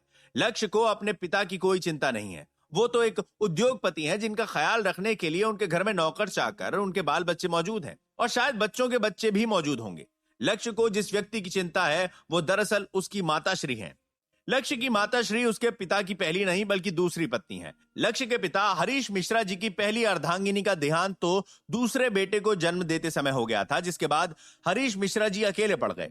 अपने दोनों बेटों के पालन पोषण और अपने अकेलेपन को दूर करने हेतु ही उन्होंने लक्ष्य की माताश्री से विवाह किया था, जिसके बाद लक्ष्य की माताश्री से उन्हें 2 बच्चे हुए, एक लड़की और एक लड़का। अर्थात लक्ष्य उनकी चौथी आखिरी संतान सहित तीसरा और आखिरी बेटा है। लक्ष्य की बड़ी बहन विवाह के काबिल हो चुकी है, लेकिन उसके दहेज के लिए उसके पिता के पास उतने पैसे नहीं हैं। वो केवल छोटी मोटी रकम दे सकते हैं, जिस वजह से अभी तक उसकी बहन कुंवारी है। लाजमी है कि कोई भी इस कारण लक्ष्य की बहन से विवाह नहीं करना चाहता। हरीश मिश्रा जी की पहली अर्धांगिनी एक अन्य शक्तिशाली कुलीन परिवार से ताल्लुक रखती थी। हरीश मिश्रा जी के सबसे बड़े बेटे उनके उत्तराधिकारी हैं, इसीलिए उनकी सारी धन दौलत पर उनके बड़े बेटे का ही अधिकार होगा। और उनके दूसरे बेटे एक शूरवीर योद्धा हैं जिनके भविष्य की उज्जवल होने की संभावनाएं काफी अधिक हैं। दूसरी ओर लक्ष्य की माताश्री एक छोटे कबीले से ताल्लुक रखती हैं। कारणवश समाज में उनकी कोई प्रतिष्ठित पहचान नहीं है। उसके दोनों बड़े सौतेले भाइयों ने कभी भी उसकी माताश्री का सम्मान नहीं किया, और जिस दिन से उसकी माताश्री ने उसके पिता के घर में पहला कदम रखा, तभी से वे दोनों ही उन्हें घर से निकालने की कोशिशें करने लगे। लक्ष्य को याद है कि कैसे 5 वर्ष पहले उसका सबसे बड़ा सौतेला भाई उसकी माताश्री को अपमानित कर घर से बाहर निकालने में सफल रहा था, जिसके बाद से उसकी माताश्री ग्रामीण इलाके की एक छोटी सी झोपड़ी में रहने लगी। उसकी बहन को महल में रहने की अनुमति केवल इस कारण से है कि उपयुक्त परिवार में विवाह के पश्चात उसकी बहन का इस्तेमाल एक उपकरण के रूप में किया जाएगा, ताकि दोनों परिवारों के बीच के राजनीतिक गठबंधन को मजबूत किया जा सके। क्या लक्ष्य लौट जाएगा अपने घर? क्या लक्ष्य निभाएगा एक बेटे और भाई होने का कर्तव्य? आगे की कहानी जानने के लिए सुनते रहिए रोमांच और खतरे से भरी कहानी ट्रैप्ड इन वीडियो गेम, सिर्फ पॉकेट एफएम पर।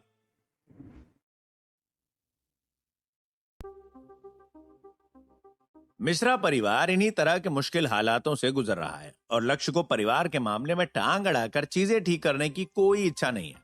ना ही वो अतीत में हुए हादसों को बदल सकता है। उसे केवल वर्तमान को ठीक करने की इच्छा है, क्योंकि अब वो इस लायक बन चुका है कि वो अपनी माताश्री के प्रति एक बेटा होने का कर्तव्य निभा सके।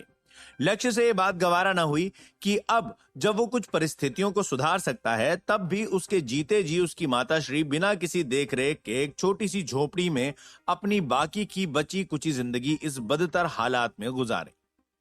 ऐसा नहीं है कि लक्ष्य किसी भी भावनात्मक लगाव के कारण अपनी माताश्री की मदद करने की इच्छा रखता है, क्योंकि वो तो आज तक उनसे मिला तक नहीं है। ऐसा वो इसी कारण से करना चाहता है क्योंकि उसे ऐसा करना सही लग रहा है। मिश्रा भूसंपत्ति गुलमोहर जंगल से लगभग 100 मील की दूरी पर उत्तरी भाग के जिले पार्श्वमत्स्य में स्थापित है। लक्ष्य ने सोचा कि वहां पहुंचने में उसे अधिक समय नहीं लगने वाला है। इसके साथ ही लक्ष्य पत्र लिखने लगा, जिसे वो घर भेजेगा। पत्र में उसने संक्षेप में वर्तमान स्थिति का सारांश बताते हुए उस तारीख का उल्लेख किया जिस दिन वो संभावित रूप से घर पहुंच जाएगा। पत्र लिखने के पश्चात ही उसने पत्र को सराय के मुख्य द्वार के पास लगे पोस्ट बॉक्स में डाल दिया। जिस क्षण लक्ष्य अपने कमरे में वापस लौटा, उसे अचानक ही महसूस हुआ कि कमरे का माहौल कुछ बदला बदला सा है। उसे ऐसा लगा कि उसके अलावा उस कमरे में कोई और भी है। लक्ष्य ने फौरन ही पूरे कमरे में अपनी नजरें दौड़ाई, लेकिन उसे कोई भी नहीं दिखा और वो कमरे की छानबीन करने की शुरुआत करने ही वाला था कि अचानक ही उसने अपनी आंख के कोने के पास देखा कि कमरे की मेज पर एक कौवा बैठकर उसे घूर रहा है। लक्ष्य ने फौरन दरवाजा बंद करते हुए कहा, मुझे यकीन था कि तुम आओगी। इलियाना अपने मनुष्य रूप में बदल गई और फिर उसने मेज पर रखे हुए एक साधन को देखते हुए कहा, क्या मेरा तोहफा तैयार है? लक्ष्य ने हाँ के इशारे में अपनी गर्दन हिलाई और फिर उसने तुरंत ही ब्रेसलेट को मेज पर रख दिया। जैसे ही इलियाना की नजरें ब्रेसलेट पर पड़ी, वो अचंभित रह गई और वो चौंधियाई नजरों के साथ ब्रेसलेट को एकटक देखती रही। उसने ब्रेसलेट को अपने हाथ में थामा और उसे घुमाते हुए जांचने परखने लगी। वो लक्ष्य की कारीगरी को देखकर काफी दंग है। उसने काफी ध्यान से ब्रेसलेट को इस तरह से संभाला हुआ है कि जैसे मानो उसके हाथों में कोई कांच का सामान हो, जो कि जरा सी लापरवाही से टूट भी सकता है। इलियाना को इस तरह से ब्रेसलेट को संभालते हुए देखकर लक्ष्य ने हंसते हुए मजाक मजाक में कह दिया, फिक्र मत कीजिए, मैंने इस ब्रेसलेट को काफी मजबूत बनाया। हाँ, बस इस पे हथौड़ा मत मारिएगा। इलियाना इस तरह से ब्रेसलेट की सुंदरता में खोई हुई है कि उसने लक्ष्य की बातों पर ध्यान ही नहीं दिया। जैसे ही इलियाना ने ब्रेसलेट को पहना, उसे महसूस हुआ कि यह ब्रेसलेट उसकी कलाई पर बखूबी बैठ गई। न ये उतनी ढीली है और न ही टाइट, और ब्रेसलेट का रंग भी उसके गोरे रंग पर काफी जच रहा है। साथ ही उसकी निर्मल त्वचा पर ब्रेसलेट की सुंदरता के कारण चार चांद लगे हुए हैं। इलियाना लक्ष्य की ओर देखते हुए उत्साहित आवाज में उसकी सराहना करते हुए कहने लगी, आपने बहुत सुंदर ब्रेसलेट बनाया है। जिस पल से इलियाना ने ब्रेसलेट को देखा, उसी क्षण से वो ब्रेसलेट उसकी आंखों को इतना भा गया कि यदि वो जादुई उपकरण न भी होता तो भी इलियाना उसे गहने के रूप में पहनती। अचानक ही इस ख्याल के साथ इलियाना को याद आया कि उसे इस ब्रेसलेट की जादुई शक्ति को जांचना परखना है। वो जितना इस ब्रेसलेट को जांचती परखती गई और उसकी शक्ति को जितना नापती भापती गई, उसे इस ब्रेसलेट की उच्चतम क्वालिटी उतनी ही पसंद आने लगी। इलियाना लक्ष्य की ओर देखते हुए कहने लगी, इस श्राप की शक्ति की बात ही कुछ और है। क्या ये उसी प्रकार का श्राप है जिसका इस्तेमाल आपने उस लड़ाई में किया था? लेकिन आपने न केवल इसकी सटीकता में सुधार किया है, बल्कि आपने तो इस श्राप के स्ट्रक्चर को अतिश्रेष्ठ कर दिया है। इलियाना ने लक्ष्य की ओर देखते हुए आश्चर्य से प्रश्न किया, क्या आपको इस बात की चिंता नहीं है कि मैं इस ब्रेसलेट से आपके गुप्त कौशलों को सीख सकती हूँ? इस अकेले ब्रेसलेट से इलियाना की प्रत्यक्ष लड़ाई करने के कौशल की कमी की भरपाई हो जाएगी। इसके साथ वो कुछ ही चंद समय में श्राप का इस्तेमाल करने में सक्षम रहेगी। इलियाना ये सोचकर ही कांप उठी कि उसके पास भी अब एक ऐसी भयानक चीज है। लक्ष्य इलियाना की ओर देखकर मुस्कुराते हुए विनम्रता के साथ कहने लगा, ये ब्रेसलेट आपका है, आप इसके साथ जो चाहे करें। मैंने तो केवल इस ब्रेसलेट को बनाने में अपना सर्वश्रेष्ठ काम इसी कारण किया क्योंकि अगर मैं इसे बेहतरीन तरीके से नहीं बना पाता तो मैं चैन की नींद नहीं सो पाता। लक्ष्य ने ब्रेसलेट को दो सुप्रीम जादुई स्किल के मिश्रण से बनाया है, जो कि उस पर इलियाना द्वारा किए गए उपकार की तुलना में काफी कम है। लक्ष्य को बिरजू महाराज जी के एनलाइटमेंट स्क्रोल की झलक दिखाकर इलियाना ने लक्ष्य पर उपकार ही तो किया था। इसके अलावा लक्ष्य के मन में कभी भी अपनी प्रगति को रोकने का ख्याल नहीं आया था और ना ही भविष्य में ऐसा होने की संभावनाएं है। वो निश्चित रूप से भविष्य में लेवल 4 के श्राप आग के गोले की तुलना में अनगिनत अधिक शक्तिशाली जादुई श्राप सीखेगा। वैसे भी लेवल 4 का श्राप आग का गोला लक्ष्य के शस्त्रागार में मौजूद सबसे बेहतरीन श्राप भी नहीं है। लक्ष्य को अब तक लड़ाइयों में जिस कारण फायदा पहुंचा है वो उसके तेज रफ्तार और गेमिंग सिस्टम की सहायता का कमाल है, श्रापों या जादुई तंत्र मंत्रों का नहीं। वहीं दूसरी तरफ इलियाना इस परिस्थिति को एक अलग ही नजरिए से देख रही है। वो ब्रेसलेट पाने के बाद से इतनी प्रभावित हो गई कि उसे ऐसा लगने लगा कि ब्रेसलेट का गुण उसकी अपेक्षाओं के परे है। इलियाना ने मन ही मन कहा, ऐसा लग रहा है कि मैंने इस सौदे में बेशकीमती मणि हासिल कर ली हो। इलियाना ने बिरजू महाराज का स्क्रोल लक्ष्य को सौंपते हुए कहा, मैंने इस स्क्रोल को इतनी बार देखा पढ़ा है कि मुझे ये स्क्रोल मुंह जबानी याद है। अब मुझे इस स्क्रोल की जरूरत नहीं। आपने मेरी जान बचाई है, इस स्क्रोल को इनाम समझकर रख लीजिए। यदि लक्ष्य इलियाना के लिए ब्रेसलेट तैयार न भी करता तो भी इलियाना लक्ष्य को इसी कारण ये स्क्रोल दे देती कि लक्ष्य ने उसकी जान बचाई थी। लक्ष्य आश्चर्य से इलियाना की ओर देखते हुए चौंकते हुए कहने लगा, मगर ये तो। लक्ष्य क्षण भर के लिए स्तब्ध रह गया। भले ही उसने भी इलियाना की तरह ही स्क्रोल को याद कर लिया था और उसे भी स्क्रोल की जरूरत नहीं है, मगर फिर भी ये स्क्रोल अमूल्य है क्योंकि वो इसका उपयोग करके बाकी के 5 स्क्रोलों को ढूंढ सकता है। जब लक्ष्य ने इस स्थिति को इस नजरिए से देखा तो उसने इलियाना से स्क्रोल स्वीकार करने का निर्णय लिया। लक्ष्य ने इलियाना की ओर मुस्कुराकर देखते हुए विनम्रता के साथ कहा, ठीक है, मैं आपका तोहफा कबूल करता हूं।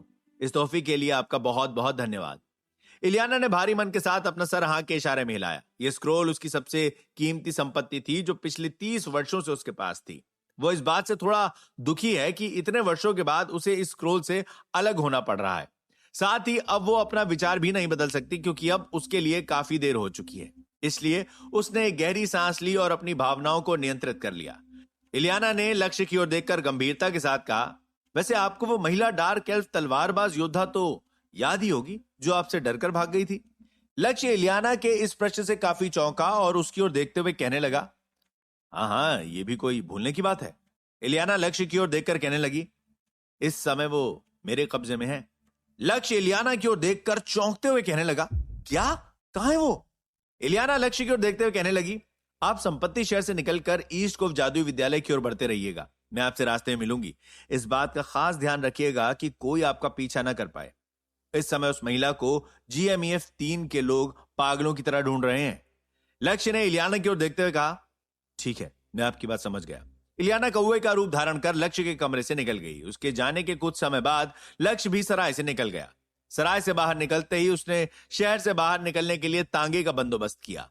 भाड़े के तांगे की बग्गी में सवार लक्ष्य जैसे ही शहर के बाहरी हिस्से के ग्रामीण इलाके में पहुंचा, उसने तुरंत ही तांगा रुकवा दिया और फिर तांगे वाले को भाड़ा देकर कुछ मीलों तक पैदल चलता रहा। और फिर अचानक ही चौंकते हुए रुक गया क्योंकि एक कौवा उसके कंधे पर आकर बैठ गया। लक्ष्य समझ गया कि ये इलियाना ही है। लक्ष्य चंद सेकंड तक थोड़ी और दूर चला होगा कि उसे इलियाना ने कुछ कहा, जिसे सुनकर वो वहीं रुक गया। इलियाना ने लक्ष्य के कान में फुसफुसा कर कहा, अगली मोड़ से बाईं वाली गली। लक्ष्य ने चलना जारी रखा और जैसे ही चंद सेकंड में वो उस मोड़ तक पहुंचा, उसने देखा कि वो रास्ता जंगल की ओर जा रहा है। रास्ता काफी सकरा है और घुमावदार है। साथ ही रास्ते में घना अंधेरा भी छाया हुआ है। रास्ते के दृश्य को देखकर लक्ष्य जरा सा हिचकिचा गया। आखिरकार इलियाना उसके लिए अभी भी अनजान है। ऊपर से वो एक रहस्यमयी नकारात्मक जादूगरनी है।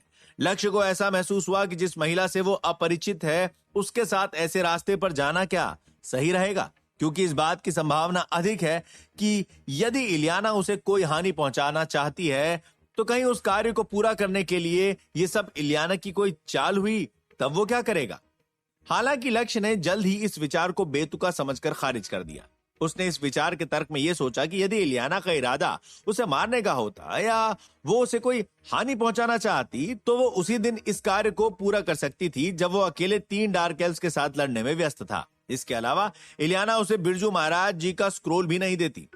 फिर लक्ष्य आत्मविश्वास के साथ गली की ओर बढ़ गया। इलियाना ने चौंकते हुए लक्ष्य से प्रश्न किया, क्या आपको इस बात की चिंता नहीं है कि मैं आपको कोई नुकसान पहुंचा सकती हूं?